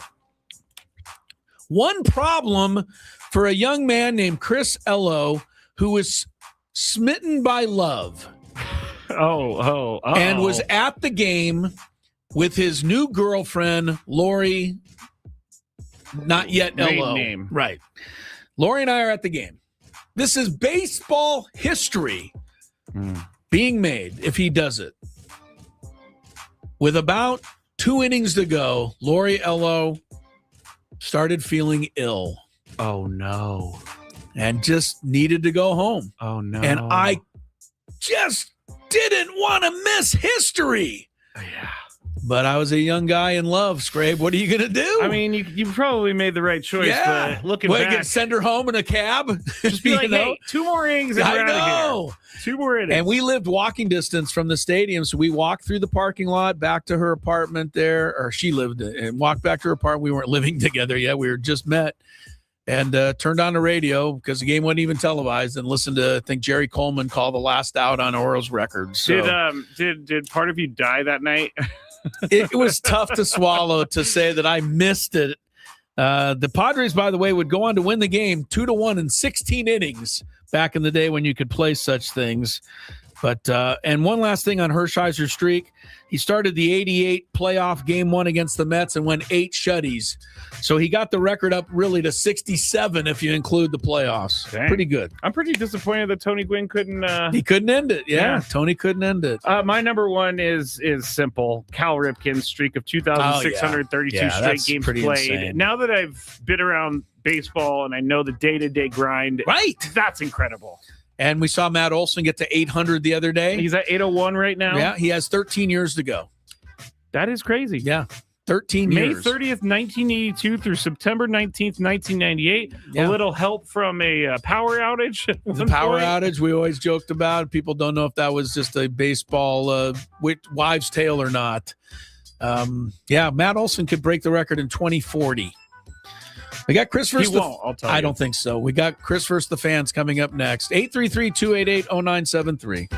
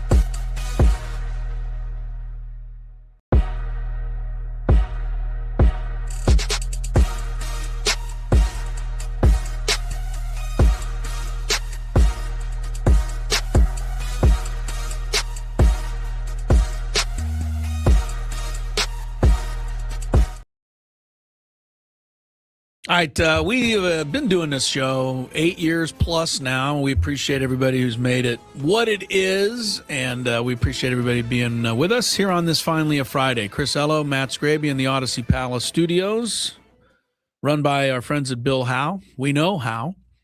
Tony Gwynn Jr.'s at the Big A, Anaheim Stadium, so nicknamed by an old friend of mine, the great sports writer Dave Distel. Oh, do people call it that? Los Angeles Times. Or do you just call it that? The Big A? Yeah. Oh, goodness. It was the Big A for years and years and years. Right. Yeah. I was wondering if I was just learning something from you all these years. Dick Enberg called it the Big A, and, when he broadcast Angels games, for sure. Dave Distel also, I believe, is credited with Air Coryell, which is another pretty good one. When he was down here with the Chargers, covering the Chargers, Dave Distel, one of my we were talking yesterday about how Scanlon was learned a lot from my high school catcher, Ron Barnes.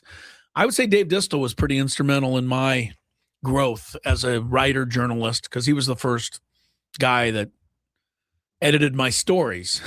And I had to be able to get it past him, which wasn't easy to do. You know what I'm facing in my new side job is I have to write articles, Chris, for the Voice of San Diego website. Not easy. I get so nervous when I have to send it to the editor, because I think they're just going to rip it apart every single time. And so it makes me spend a lot of time writing that thing, because I do not want it ripped apart.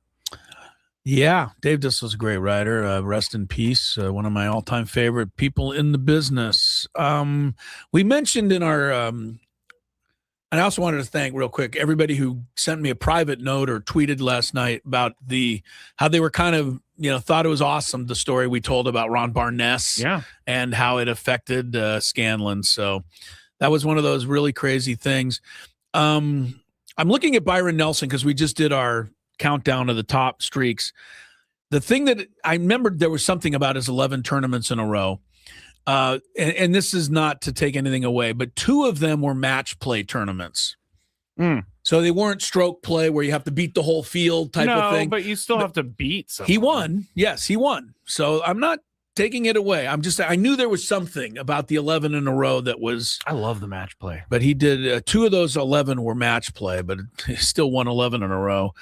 I have some other ones here, but we got to get to Chris versus the fans. We do.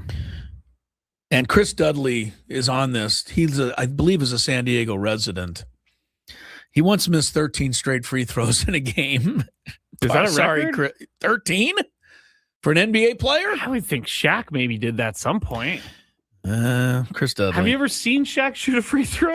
It was hard for him. If you ever held a tennis ball and tried to shoot it at a basket, that's how it felt in his hand. I get why, but I would have thought at some point Shaq would miss 13. No, he never did. Edwin Moses, you may not remember this. I saw this on the chat. 122 hurdle wins in a row in racing. Eric Gagne, 84 saves in a row. And Ted Williams, 84 games on base. We always talk about DiMaggio's 56, but Ted was on base 84 straight. That's going to be tough. Yeah. All right, let's go. If you had one shot, one opportunity to take down the human almanac himself, howdy do. Now is your time. Listen to me, this guy is dangerous. Now is your opportunity to win a prize. Well, I hope you know what you're in for. Chris versus the fans starts now on 97.3 The Fan. All right, you are going to be qualified if you win for a chance to win this month's grand prize, a pair of field level seats to Padres and Phillies on Memorial Day. The rules, you have to make it through 3 questions. Each question will get more difficult. If you get the question right, you move on. If you get it wrong and Chris gets it right, you're eliminated. But if Chris gets it wrong, then you move on to the next question or you win. If you're a first-time player, let us know before you get into it, and you'll get that question for free today. Is it, you told me that it's apparently snowing in Denver? Yeah, I just saw someone building a snowman. But the Dodger game, at least not yet, still on. Yes, they did say it's not actually snowing anymore, but it has been snowing all day. It's 34 degrees there right now. Yeah, you know what you got to do if you're pitching in that game? Throw a lot of inside pitches, because if that thing hits them up, jams you, oh man, your hands are going to hurt for a month. Yeah, we were thinking it was cold when the Padres were in Pittsburgh, but it's like freezing, literally. Literally freezing in Denver, yeah. Oh, man. All right, let's go to our first contestant. Let's go to Alec. Hello, Alec. How's it going, fellas? Always good, Alec. Always good to have you aboard. Thank you for calling. You ready to play? Happy Friday. Happy Yes, Friday sir. to you. All right, here we go. Question number 1. What team did Nick Pivetta start his career with? Not easy for a 1. Should I? He's been with a few teams. Was it the Phillies? Phillies is correct. All right, you got it. Good job. Nice Yeah, that was a job. tougher one, but it's not, hey, it's the luck of the draw. Some are tougher I than knew it others. was red. It was either Angels, Phillies, one of them, but yeah. Got All right, cool. One of them. One of those teams. Okay. All right, here we go to second question to Alec. One of those teams. What country was Shea Gilgeous-Alexander born in? Oh, gosh. This is a 2? Yes. Well, you're coming in hot today, Scrape. Let's see. SGA. Is he Canadian? He is Canadian. Well, I mean, he was born in Canada. He got it? I believe he was born in Toronto. Good job. Wow, Alex. nice job. I was going to say like Jamaica Mon or something like that. Jamaica Mon. Yeah. Okay, here we go. I need to go to Prize Picks after this. You do. You do. You also need to get a lottery ticket as well. Yeah, nice All right. job. Yeah, So he's guessed both of them. Yeah, He's got third and final question for Alec. Okay. All right, I got a lot of heat for my question the other day about who scored the least amount of points in an NBA game last year. So I'm going to say this. What team scored 186 points in 1983 to set the all-time single-game team record? Oh, geez. Why don't you guess again, Alec? You've been on a You've been roll. pretty good. The Celtics. Celtics. Stay there. I know this one, I feel Scrape. like you did. Yeah.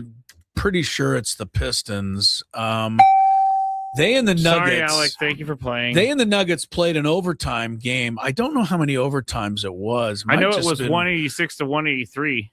84. 186, 184. It's easily the highest scoring game in the history of the NBA. Yes, it is. Not even close. I believe there was some overtime involved. There was overtime involved. And I You're have seen the absolutely game. They show it on NBA Network once in a while. Just making everything? Well, they weren't passing much. It was kind of get over the thing and fire it up. Yeah. All right, let's go to our next contestant, Johnny. It's kind of fun if you're a big fan of that kind of stuff, but you can call up the box score from that game and, just see. I mean, I'm looking at it here now that we answered, but Detroit had 54%. Denver shot 54%.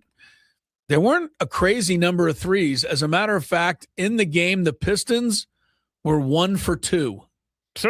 Those were different days. Very different days. Yeah. Go ahead. If a team scores 186 points in this day and age, yeah, they'd shoot 63s. They've made 30 of those right. threes. Yeah, exactly. All right, let's go to Johnny. Hello, Johnny. Hey, how's it going? You ready to play? I'm ready. All right, here we go. What Angels player just hit? Did I ask this yesterday? You did. Okay. Yeah, Mike Trout. All right. I thought you were going to ask what former Angel player just passed away, and I thought that would have been in poor taste. No, I wouldn't have done that. Okay. What NBA team had the most wins in basketball this last season, regular season? Yeah. Who was the best record in the NBA this year? Thunder. Thunder is correct. You got a little help in the background, too. Yeah, I sounded like the youngster had it. Detroit, Denver, by the way, the record-setting game was 3 overtimes. Okay. I was trying to find that. Go ahead. All right, here we go. Question number 2. Does the child know that you're on the Gwynn and Chris show? This is huge here. I'm just kidding. I'm just kidding. Yeah, it's Johnny. okay, Johnny. I'm it's joking. okay. with you. Joking I'm gonna. with you. Yeah. Don't listen to me, Johnny. What state? Listening. What state is Mike Trout from? What state is Mike Trout from? Georgia. Georgia. Try Georgia. I don't know for sure, but he's a big Eagles fan, so I have to say Pennsylvania. Oh, wow. See, there you go. You lucked out, Johnny. He's a New Jersey guy. Oh, but yeah, he's a major Eagles fan. I know that. So good for you, Johnny. You're still in there. All right, here we go. Question number 3. Yep. What do I ask here? Which WNBA player just signed a Supermax contract to stay with their current team? Huh.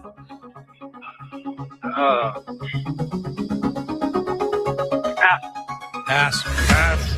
Not a bad. Yeah, that's a good try. I don't know if Chris knows. Yeah, well, probably you know, I know more women's basketball than the average bird. I think it's Nafisha Collier.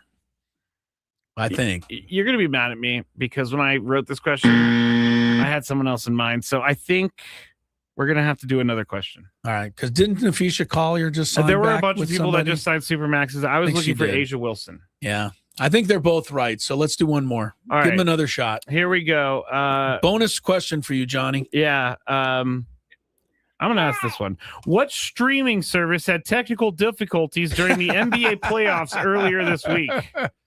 Amazon Prime. He Amazon got it. Prime. All right, Johnny, you're a winner. Congratulations. By the way, thank you, Johnny. I'm sorry to everybody on hold. I kind of mailed that last one in. That's okay. You had to come up with one on the spot. You know, I was mentioned it, of course, to you guys the other day that they, went off the technical difficulty. What's his name? Mad Dog? Yeah, Russo. He went on like a 35-minute diatribe about that. I feel like you would love Mad Dog. I do. I like him.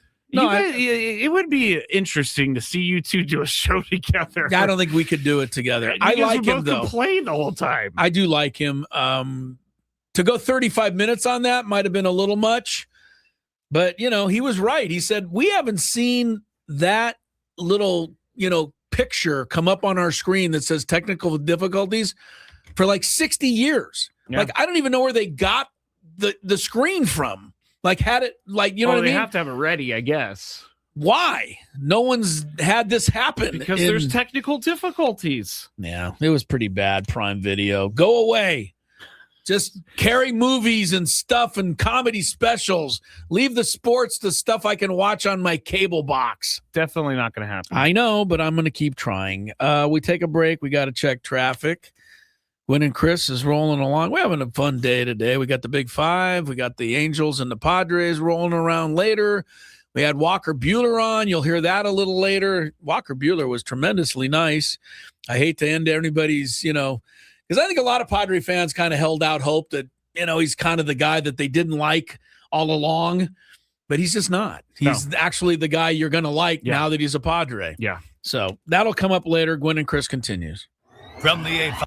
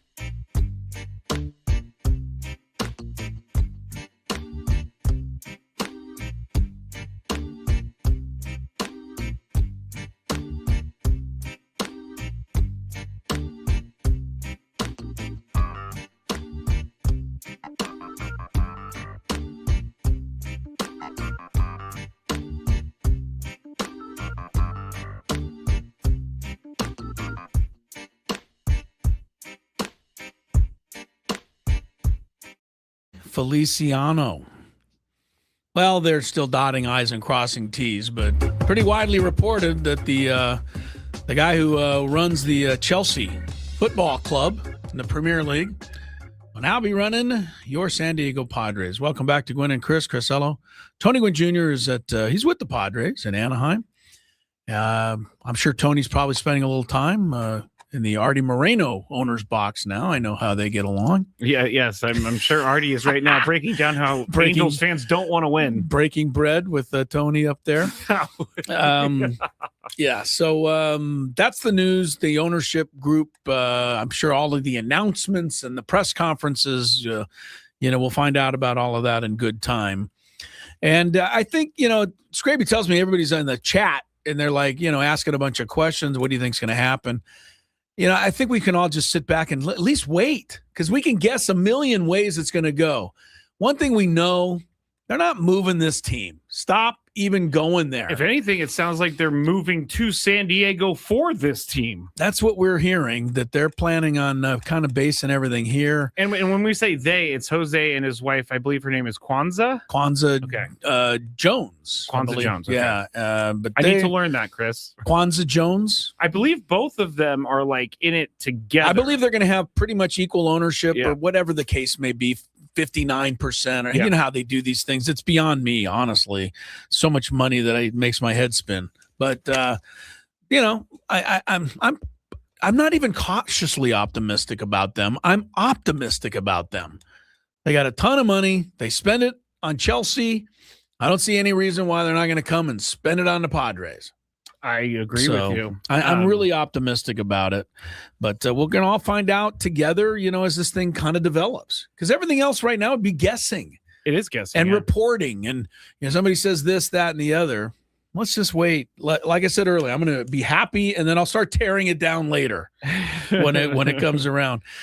We also been talking about streaks on the show today. It's been a big not streaks on your window shield, but incredible, streaks by sports teams. And we talked about, many of our favorites in our countdown. One streak that we might want to throw in there right now, the way it's going, Scrape, is Mason Miller's streak. He has now retired 24 consecutive batters over his last 8 appearances. Understand that in his last 7 appearances, all 7 of them have been 1, 2, 3 innings. Nobody's been on base in any of those 7 appearances. Does seem like a quick inning. Well, yeah. So that's part of it. Of those 21 batters in the 7 straight games, he struck out 19 of them, I believe. Let me see. 3-3-3, 2, 3-3, 1-3. So that's 3 that he hasn't struck out. Yeah. 18 out of 21. The last guy to get on base was Luis Ariz, who led off with a single in the appearance that he made on April 1st. And I take it back because after that single, he got one more out in the 8th inning and then pitched the 9th inning. So he's actually retired 25 consecutive hitters. The all-time record, you would never guess this. You could guess, and so could you and anyone else. I'm going to guess a name that you're not going to think of. There is no way anyone would know who holds the all-time record for most consecutive hitters retired. Rod Beck. Did I give you a name you didn't think I knew? God, you got it. No, I didn't. The record is held by a relief pitcher named Yusmerio Petit. Oh, he was my next guess. I know he was. In 2014, he retired over a bunch of games, 46 straight hitters. That's pretty impressive, by the way. That is. Mason Miller is at 25 and counting. And we went through all the superlatives earlier. He's faced 30 batters. He struck out 23 of the 30. Only 6 of the 30 have put the ball in play in fair territory. And he's walked one and given up that one hit. That's all from Mason Miller. And last night he strikes out the side. All 3 guys go by the way of the backward K. And it just looked futile. I mean, it just, these poor guys, they just had no shot. 2 of the 3 tapped their helmet as they were walking to the dugout to challenge, even though they knew that it was hopeless. The ball was right down the middle. They just couldn't swing at it. I look at those guys coming up to the plate, and I know they're major league hitters, and I know they believe in themselves, but in the back of their mind, they're like, how am I going to get on base? They can't think that way. Oh, I know, but then you see them strike out someone at 103 miles an hour. They're old, supremely confident guys. I understand that. I want to give the Mariners credit. In the previous game, 2 of the 3 hitters hit the ball, which is the only.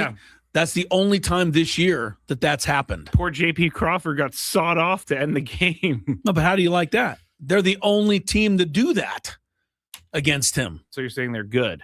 I don't know, no, but I'm just saying that's something to hold your hat.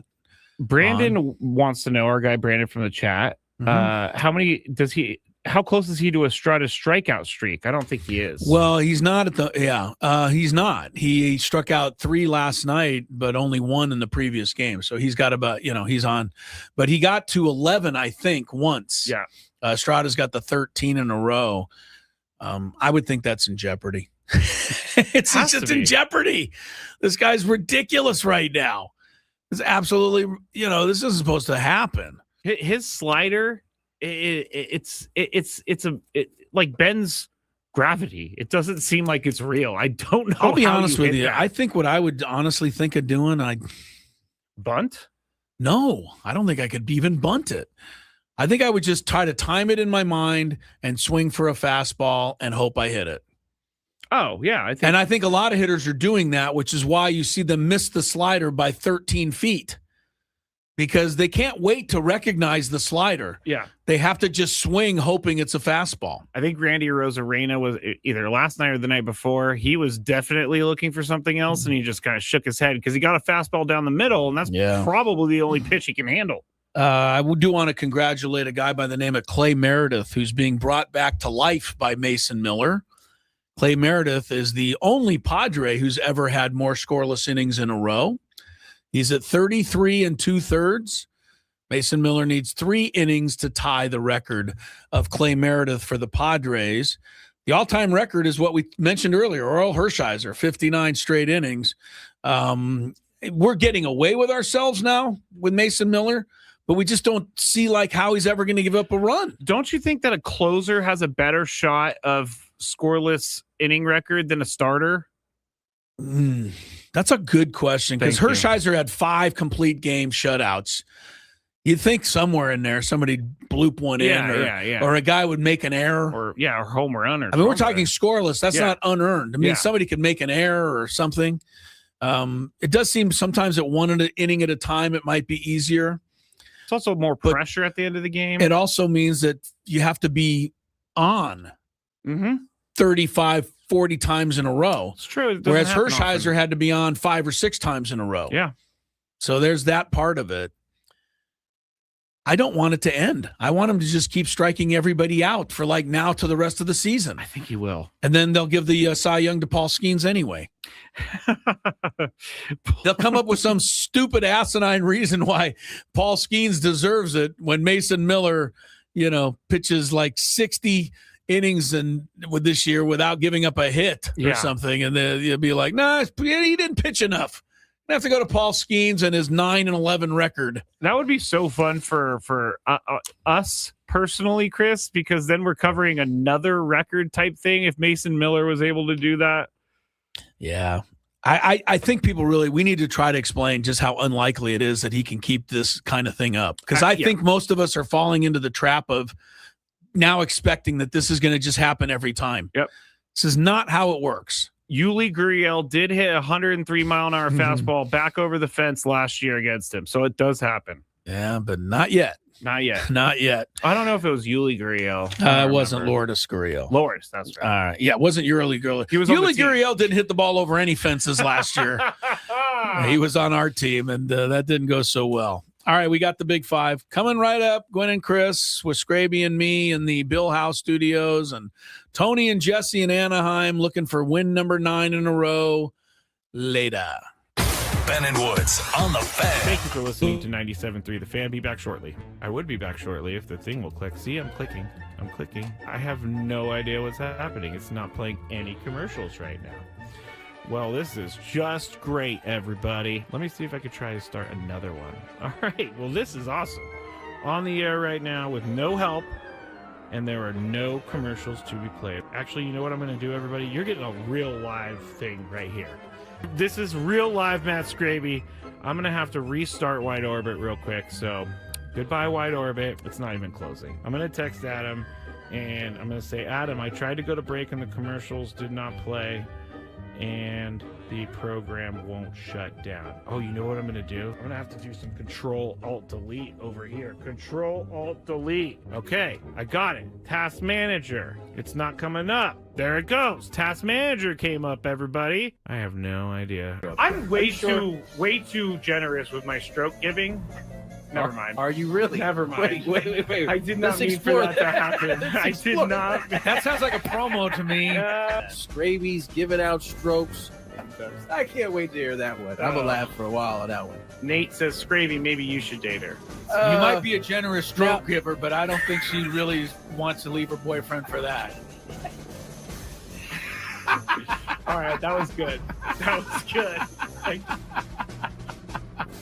In full disclosure, I'm reading this. Tony can't gather himself right now. That was a good one, Chris. That was a really good one. So I saw this at 7-Eleven, and I had to get it. It's called the One Chip Challenge. It was sitting there in the aisle, and I thought, why not? Because I am into spicy stuff. But this thing looks pretty hot. I'm not going to lie. It says a Reaper pepper and a Scorpion pepper. It's also in the shape of a coffin, which doesn't make me very happy about that. It doesn't make me feel good. Oh, extreme heat, it says. I'm going to try a little bit first, just so I don't die, I guess. That's the thing I'm saying. This looks... I don't even know if I should be eating this. It looks like it has mold or something, but let's see how hot it is. Let's go. There's a little bit of spice there. It's going. Oh, man. This is hot. It's not that bad, though. I still have this side to go. It is getting hot. I'm not gonna lie. My mouth is like getting crazy. Now it's kicking in.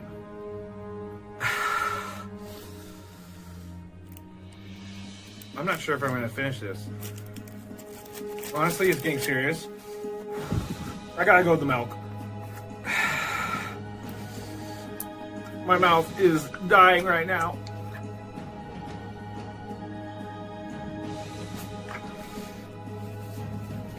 Yeah, this is not fun, guys.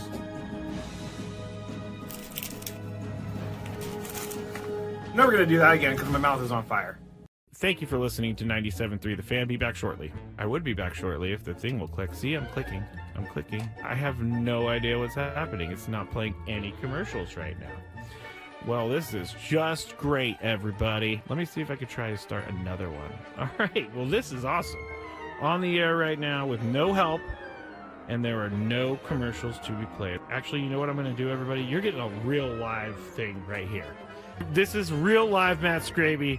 I'm going to have to restart Wide Orbit real quick. So goodbye, Wide Orbit. It's not even closing. I'm going to text Adam, and I'm going to say, Adam, I tried to go to break and the commercials did not play, and the program won't shut down. Oh, you know what I'm going to do? I'm going to have to do some Control-Alt-Delete over here. Control-Alt-Delete. Okay, I got it. Task Manager. It's not coming up. There it goes. Task Manager came up, everybody. I have no idea. I'm way too generous with my stroke giving. Never mind. Are you really? Never mind. Wait. I did not Let's mean for explore that to happen. I did not. That sounds like a promo to me. Scraby's giving out strokes. I can't wait to hear that one. I'm gonna laugh for a while on that one. Nate says, Scravy, maybe you should date her. You might be a generous stroke giver, but I don't think she really wants to leave her boyfriend for that. All right, that was good. That was good. In full disclosure, I'm reading this. Tony can't gather himself right now. That was a good one, Chris. That was a really good one. So I saw this at 7-Eleven, and I had to get it. It's called the One Chip Challenge. It was sitting there in the aisle, and I thought, why not? Because I am into spicy stuff. But this thing looks pretty hot. I'm not going to lie. It says a Reaper pepper and a Scorpion pepper. It's also in the shape of a coffin, which doesn't make me very happy about that. It doesn't make me feel good. Oh, extreme heat, it says. I'm going to try a little bit first, just so I don't die, I guess. That's the thing I'm saying. This looks... I don't even know if I should be eating this. It looks like it has mold or something, but let's see how hot it is. Let's go. There's a little bit of spice there. It's going. Oh, man. This is hot. Not that bad, though. I still have this side to go. It is getting hot. I'm not going to lie. My mouth is, like, getting crazy. Now it's kicking in.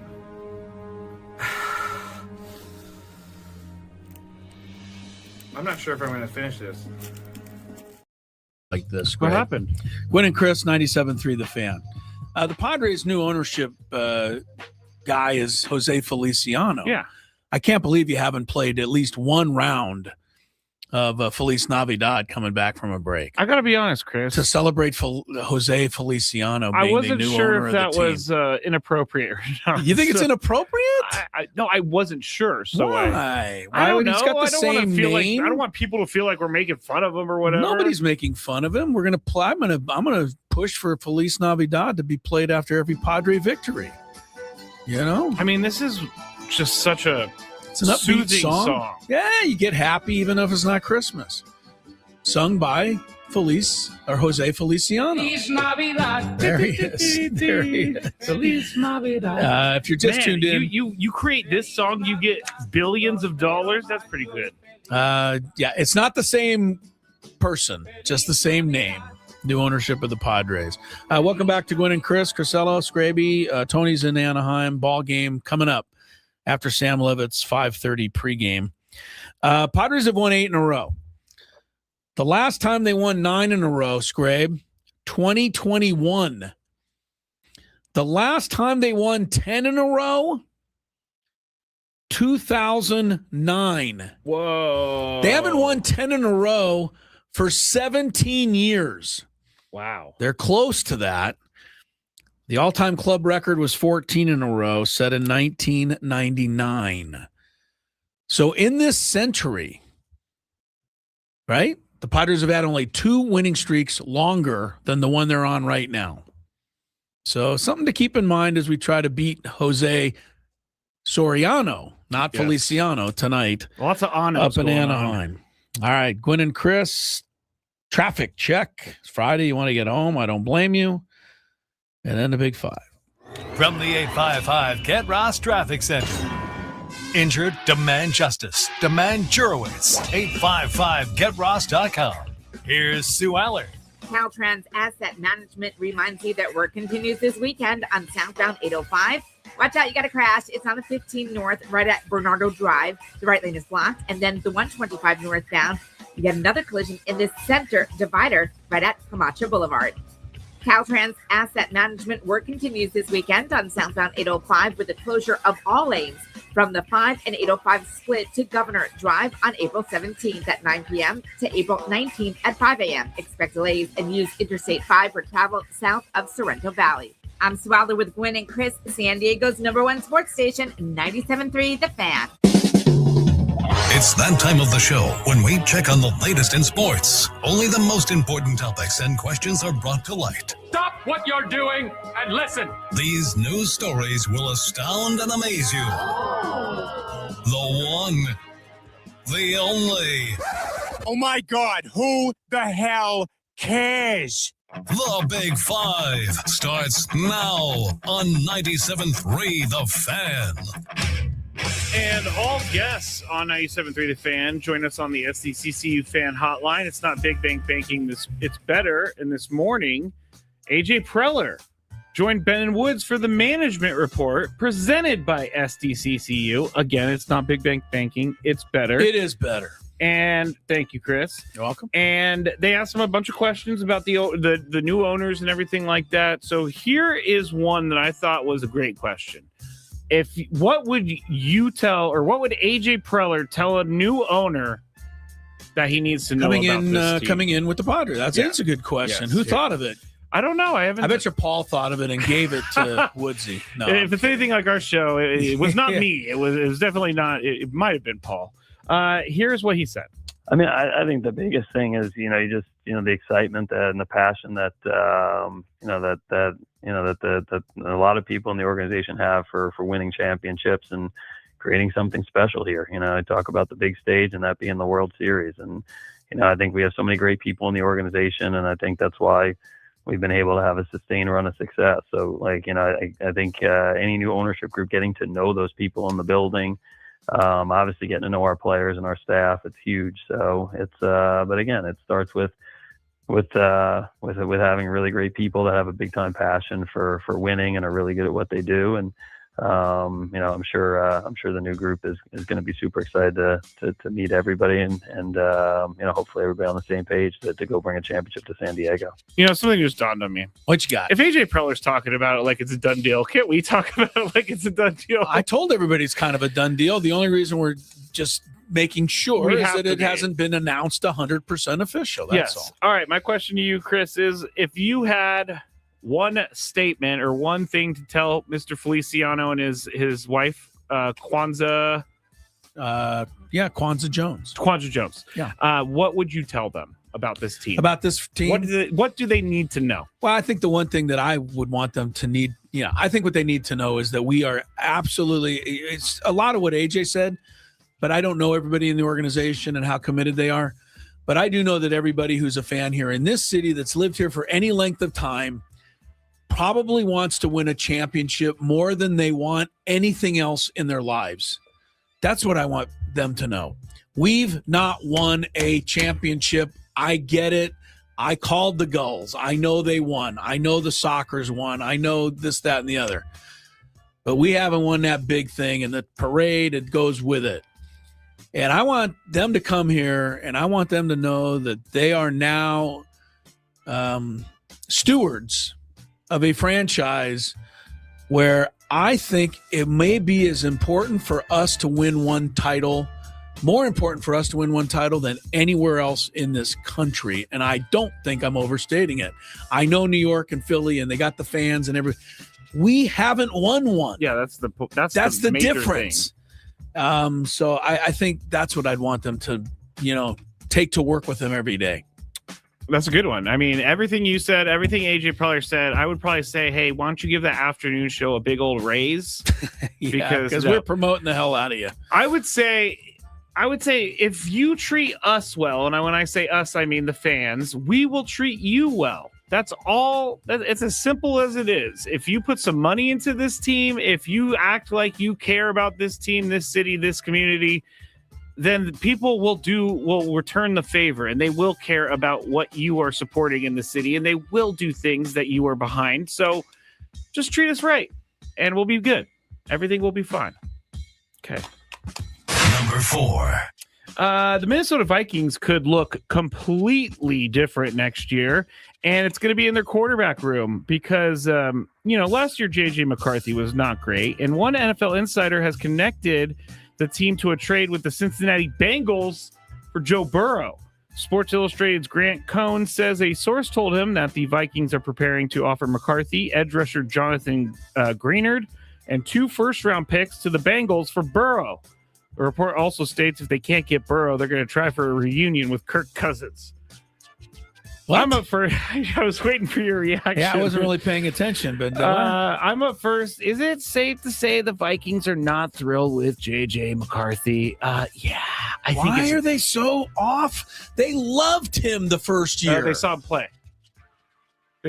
Okay. We both said this, Chris, when he was drafted as high as he was. We said this is probably a bad pick because we didn't see it for him in college. He hasn't shown it in the pros. If they can acquire Joe Burrow for J.J. McCarthy, an edge rusher, and 2 first-round picks, Kevin O'Connell might go to Cincinnati and pick Joe Burrow up by himself because that would be done in a heartbeat. I just don't think the Vikings like J.J. McCarthy. I think they see the writings on the wall. I think they see that he's just a backup. So I wouldn't be surprised if they moved on. Chris? Wow. I think you're giving up too early on. Maybe JJ. I am. I could. I thought he showed a little magic. Not a lot, but some that first year. And I have a lot of belief in Kevin to, work with him. And I certainly wouldn't go back to Kirk Cousins. You already know what you're getting there. It's even the point. Yeah. Please. Our resident Viking fan or person who speaks for Vikings fans, her husband's a Vikings fan. Right. She says, do it, Vikes, which tells me that no one wants J.J. McCarthy anymore. Yeah. All right. Well, I kind of think he's got anyway. You want him as the quarterback of the Dolphins? I'll say it this way. I have just as much faith in him as I do in Malik Willis. What has Malik Willis done except for have 2 good games like after the season was over? I don't feel much more confident about him. All right. I mean, if I'm wrong, I will sit here and say I'm wrong. Yeah, you might be. But if the Vikings can get Joe Burrow, do it. Well, of course. So would the Dolphins take Joe Burrow in it. But they're not even in the running anymore. No, they don't have anything to give up. They've already committed. They do have 2 first-round picks in this year's draft. Yeah, but they're not going to go there. Number 3. All right, so there has been a video going around of Seattle Mariners reporter Angie Mentink. And after the Padres came from behind to beat the Mariners on Wednesday night, and the video caught her asking AI on her phone for, quote, good questions after a tough baseball loss.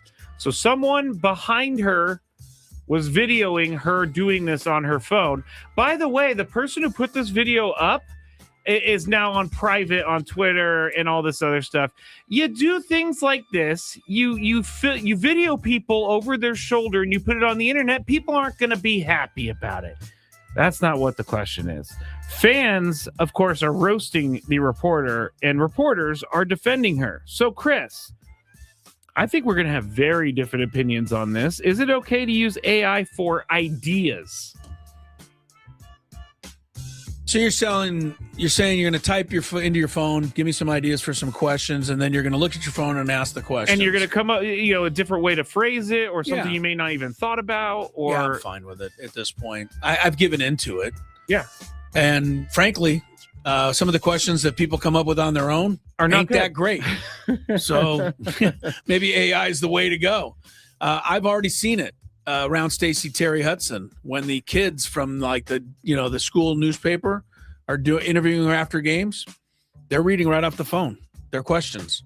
I don't know that it's AI, but something's there that they're reading. Yeah, they're not looking her in the eye asking the question. It's, hey coach, do you think it's a different world now? So I'm willing to go with it. What's your opinion? Are you different? My opinion, no. Okay. I thought you were going to say no.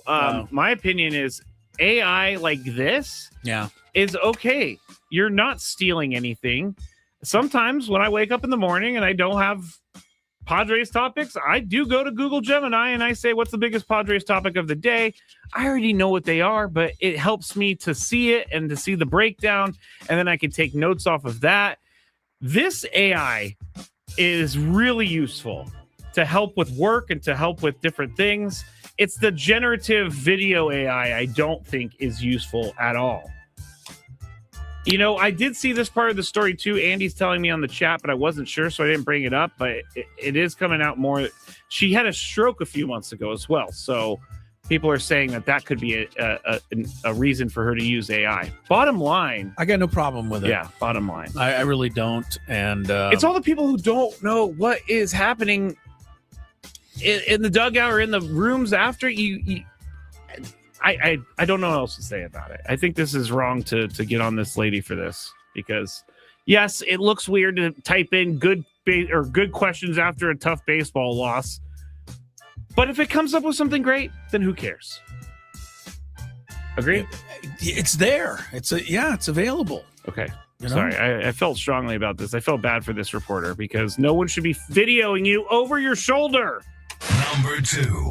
People just worry about your own business. Seriously. That's in general.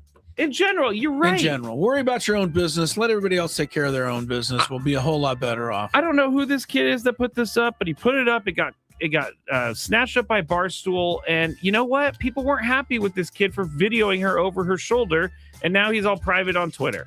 You know what? Deal with it. Wide receiver Zay Flowers believes. What number is this? Number 2. Okay. I don't know why I needed to know, but for some reason I wanted to know. You're like, when are we getting out Where of this segment? Yeah. Wide receiver Zay Flowers believes the change at head coach is going to change the Baltimore Ravens' health issues. On a recent episode of 4th and South, which I know you listen to every single week, Chris, Flowers claimed that the tough practices by former coach John Harbaugh led to more injuries, especially by the end of the season. He said this, quote, full pads all the time. However, many practices and pads you can get. Every single one. We're doing one-on-ones week 17. Low-key, that's why we had a lot of injuries, because of how we practiced, end quote. I'm up first. Are the Ravens' struggles because of practicing in full pads all the time? As someone who played high school football, I do know that your body takes a beating. And there is a reason that NFL teams don't go full pads every single day, because you're willing to get hurt, or you're likely to get hurt. And this would explain to me a little bit why the Ravens fade towards the end of the year, because I just don't think that works anymore. Chris, do you think this is part of the reason they struggle? I think Zay Flowers, who is a member of my championship-winning fantasy team, should just shut up. What has Zay Flowers ever done? I don't really need to hear his opinion. I think he's a one-time Pro Bowler. I'll take a legit Hall of Fame coach over Zay Flowers. That's fair. I just will. I don't buy it at all. I think it's a great excuse to say why you lost. I bet you nobody complained when the Ravens won it every damn time, and they're right there for the championship, and they're the toughest team in the NFL. Nobody wants to ever play them. Is there a more physical team than the Ravens in general? In general, over the last 15 years, who's the most physical team in football? Maybe the Eagles? I don't think so. I think it's the Ravens. I don't think it's particularly close. And this is probably why. By the way, the Ravens have brand new helmets and jerseys that came out Yeah, I today. haven't actually seen them yet. Do they look okay? I get used to them. Oh, man, I got to go look at these then. Go ahead. All right, final one. This is what I'm calling a Scraby situation. I was at the grocery store last night, Chris, buying some things. Good for you. Really? Is that why we go to the grocery store, to buy things? I actually just like to look at the products. And I ran into a small situation. Look at the products that you can't have? Yeah, like all the booze on the shelves. Chris, you know the grocery store down here where the self-checkout is?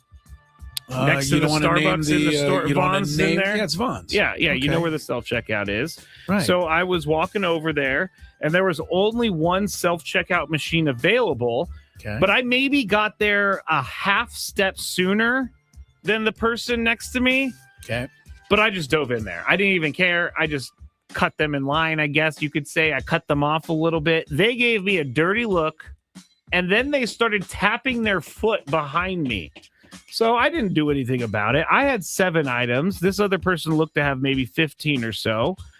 So, Chris, because I was there like a half step sooner, does that mean I get the right of way? If you say so. I mean, I wasn't there, but I'm assuming. Imagine yourself. You're sounded coming like you're right away. Sounded like you had it. Because sounded I like kind the of got person there was first. being a little bit tapping their foot, huh? They were tapping their foot. This was an older person. I think they were very angry that I just didn't do the whole thing where, you're an older person. You can go ahead of me. I believe in manners. I will give up my seat for people. You don't believe in manners. I will open doors for people. But when I'm getting in this self-checkout when you're the guy, line, you're the guy. It's your turn. You're getting it. I probably would have let him go unless I was running very late, which I often am. You know where I go before the show almost every day is our 7-Eleven over here. Yes. I want to thank everybody. By the way, Scrape, if you ever wonder why I'm late every Wednesday, it's because Wednesday is lottery ticket buying day. Don't even. God, do I hate get being me at started. 7-Eleven behind you people. I now have to wait for you to, experience your gambling issues and problems by buying stupid lottery tickets. I love it when the lotto people turn around. They go, sorry. No, there's no Many sorry. of the people don't even say sorry. Many of them do not. They stand there and they read off all of their... And then they go look at the scratchers and they're like, can I see number 10? No, I don't want this one. Come on. That does really bother me. Stop buying lottery tickets, you dummies. That really, really, really does bother me. I know there's somebody right now that's going to say, but I'm going to win $38 million. And I'm going to say, if you do, give me some money. No, you're not. No, you're not. Walker Buehler will be on the show in the next half hour. 97 Big Fan. To the year to the big.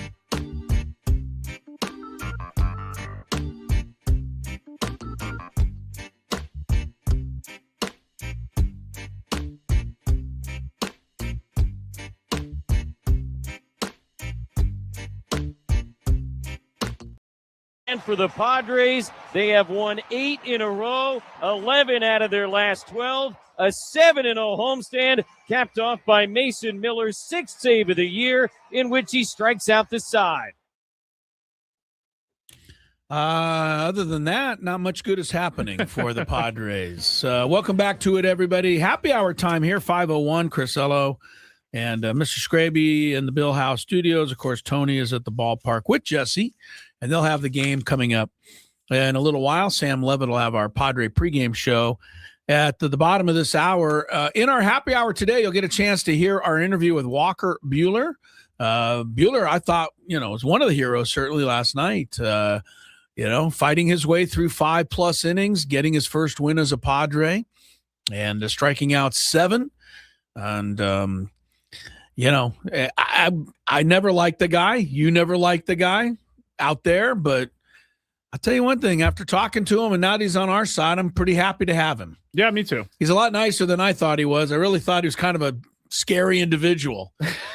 Tell everyone what you told me before the show. Yeah, I said, I don't know if I really want to ask him a couple of these questions. And you said, I don't know either.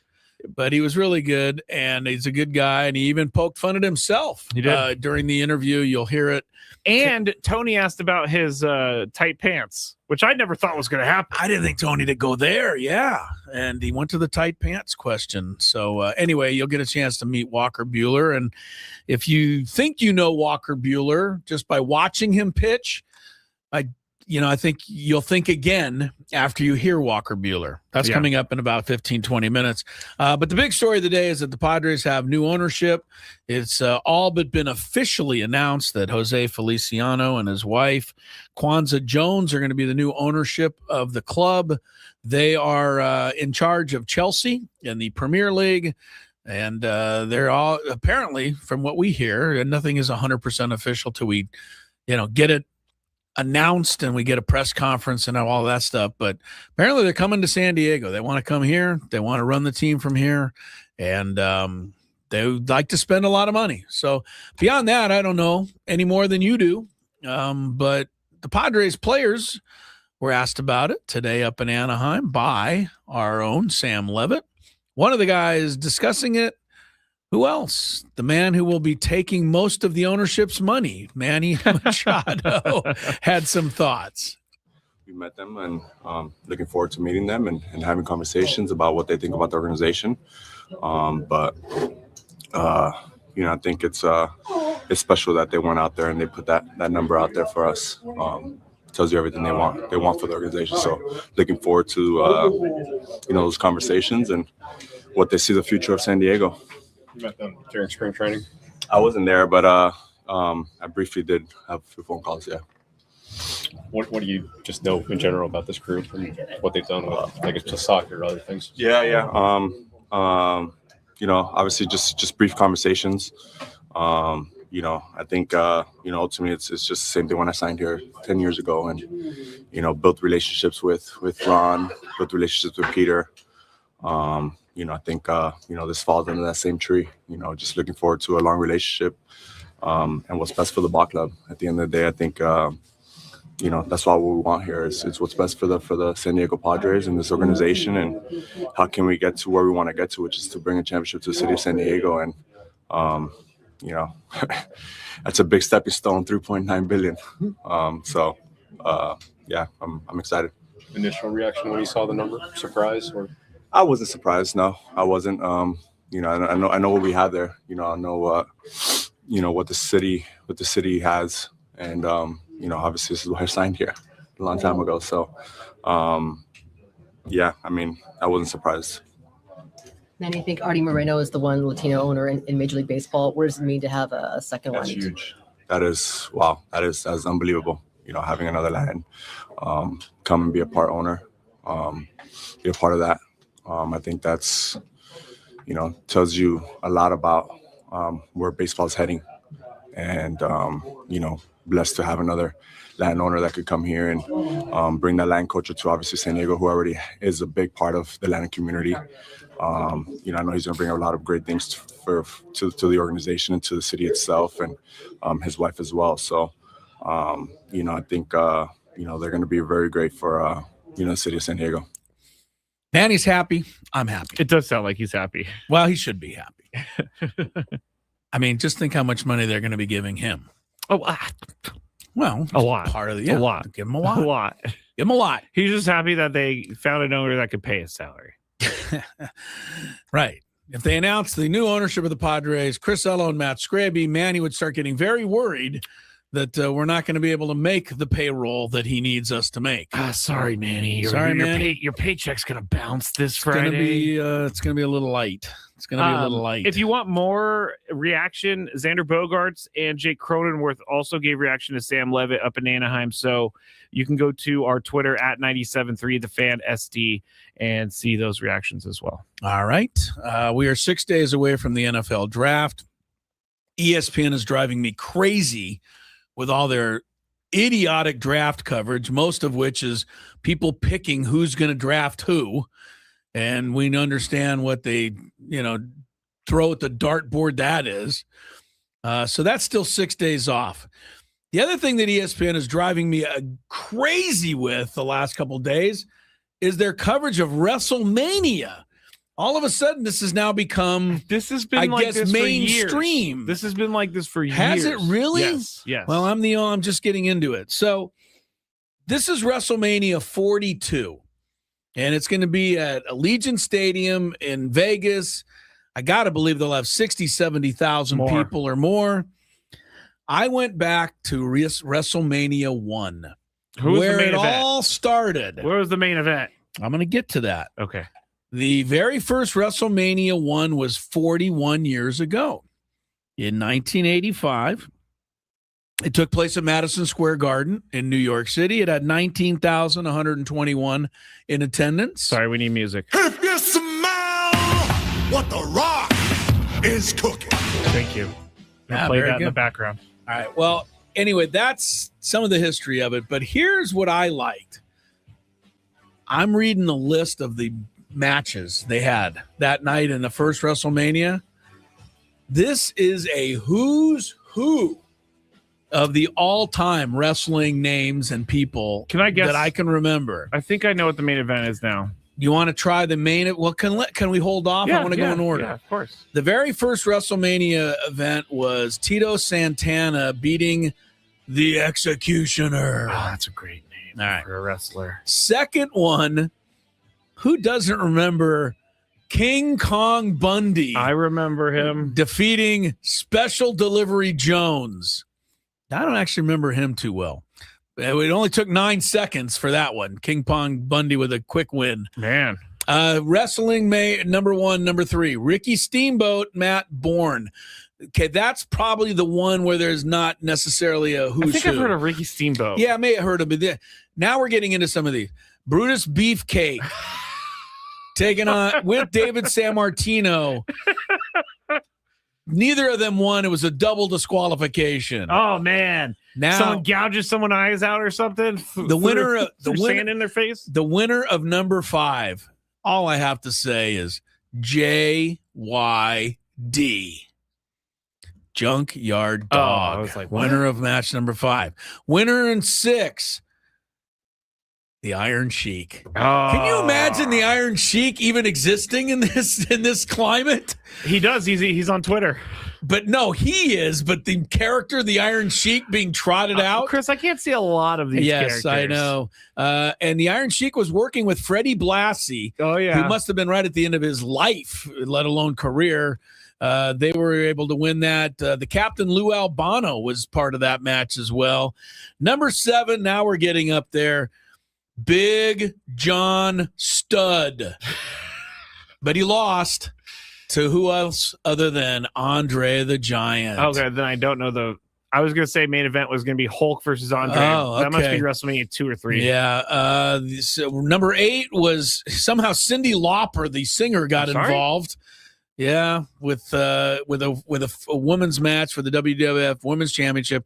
And then the main event, which had Muhammad Ali as special guest referee, had Billy Martin, the manager of the Yankees, introducing everybody, had all of the little bells and whistles. It was indeed Hulk Hogan in the main event, the first one, working along with Mr. T. Okay. And Jimmy Superfly Snuka. Okay. They were able to knock off Rowdy Roddy Piper. I love Rowdy Piper. And another one you may have liked, Mr. Wonderful Paul Orndorff. Yeah, I'm not so. I don't remember really him too well. No, I don't really care about him. But you remember Rowdy Piper was still in wrestling when I was watching it in the 90s. He was with WCW for a little bit. I don't know. I think everybody, even if you're not a wrestling fan, you just took a moment back in time with those list of names. Oh yeah, huh? The Hulk Hogan era must have been so fun for wrestling. I don't know what Wrestlemania was thinking of, but the special guest timekeeper for the main event was Liberace. Where did that come from? I mean, they were just trying to get the who's who in the building. Everything they could get. Yeah. That is really funny, actually. I thought that was kind of fun, man, to look back at. Where was it? Madison Square. Oh, okay. Yeah, 19,000 fans. In the date was 1985. Let me get the actual date. March 31st, 1985. I was born in 2 months after that. So that was the end of the apocalypse, because then you were born. Yeah, exactly. It all Horseman changed after that. All right. WrestleMania 42 coming up this weekend. It's a 2-day event, if you must know. And it is, yeah. I don't know anything more about it other than that. When we return, Walker Buehler. You're going to like him a lot more than you think you do. It's After Traffic on Gwynn and Chris. From the 8-5.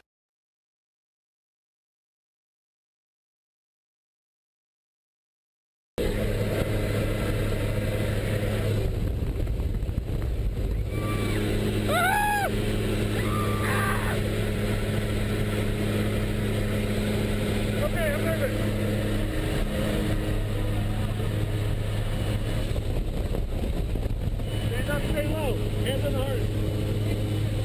Stay low.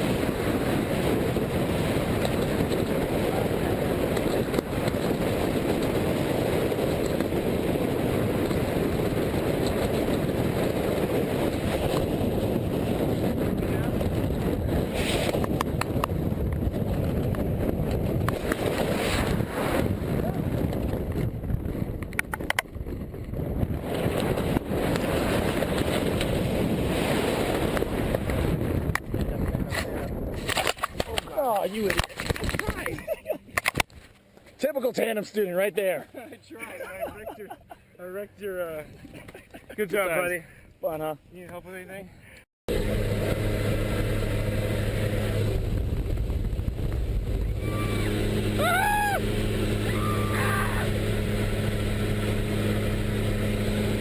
Okay, I'm nervous.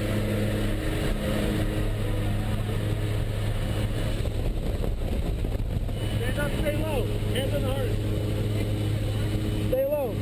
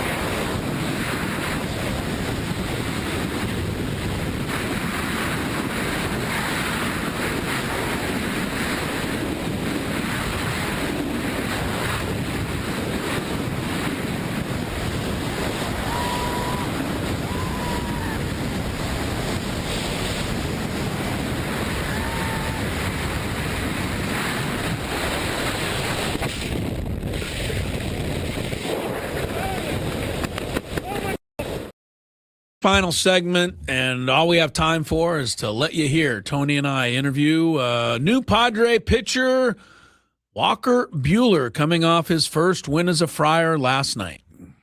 Joining the program for the first time is Walker Buehler. And Walker, thanks so much for being here. And, you know, after beating the Padres so many times as a Dodger in your career, we all thank you for picking up your first win as a Padre last night. So it was nice. I'm sure you're happy to get that one as well.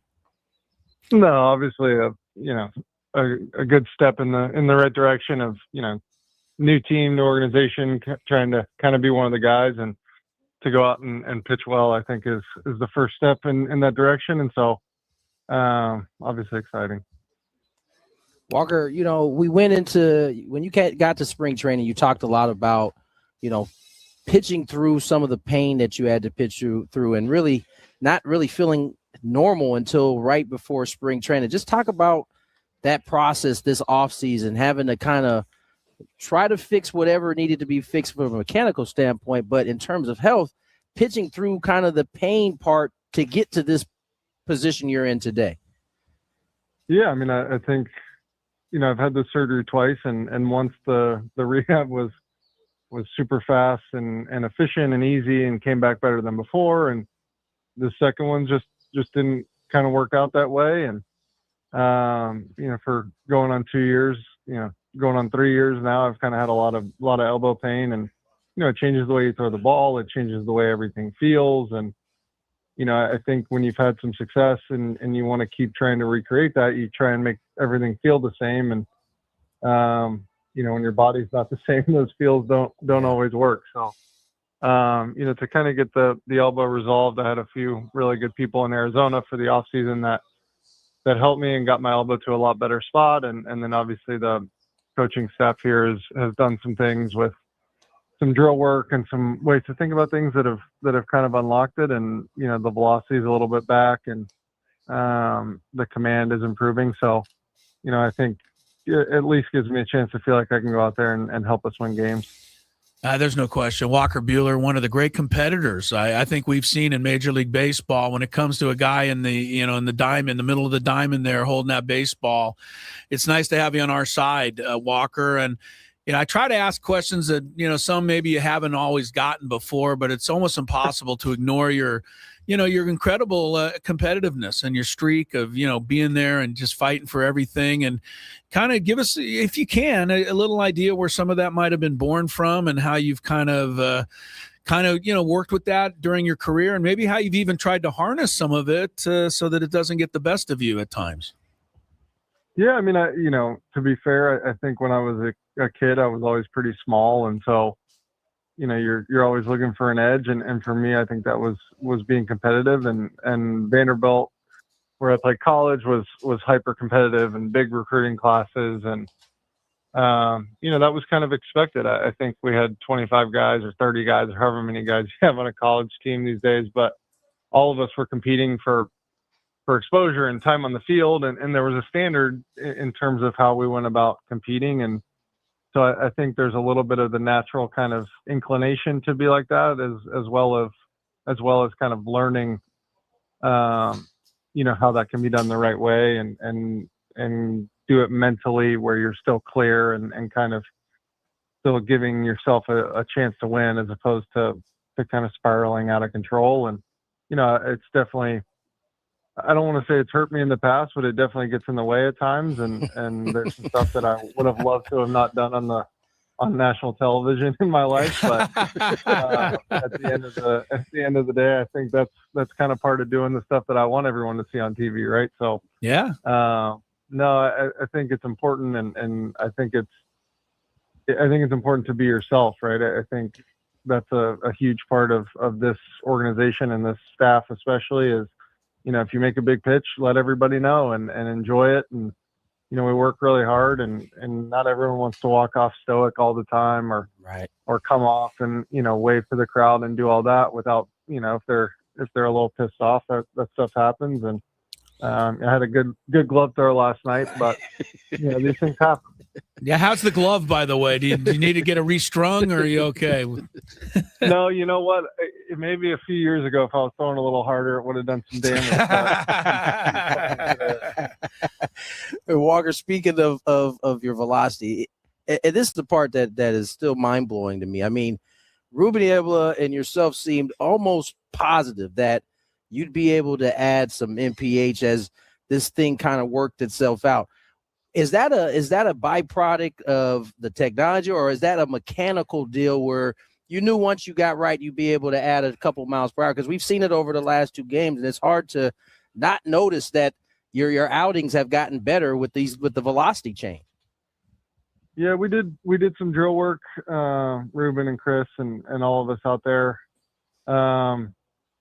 in Boston, actually, before my bullpen in Boston. And the first two innings, I threw the ball really well and then kind of lost the feel for what we had really put in a couple days before.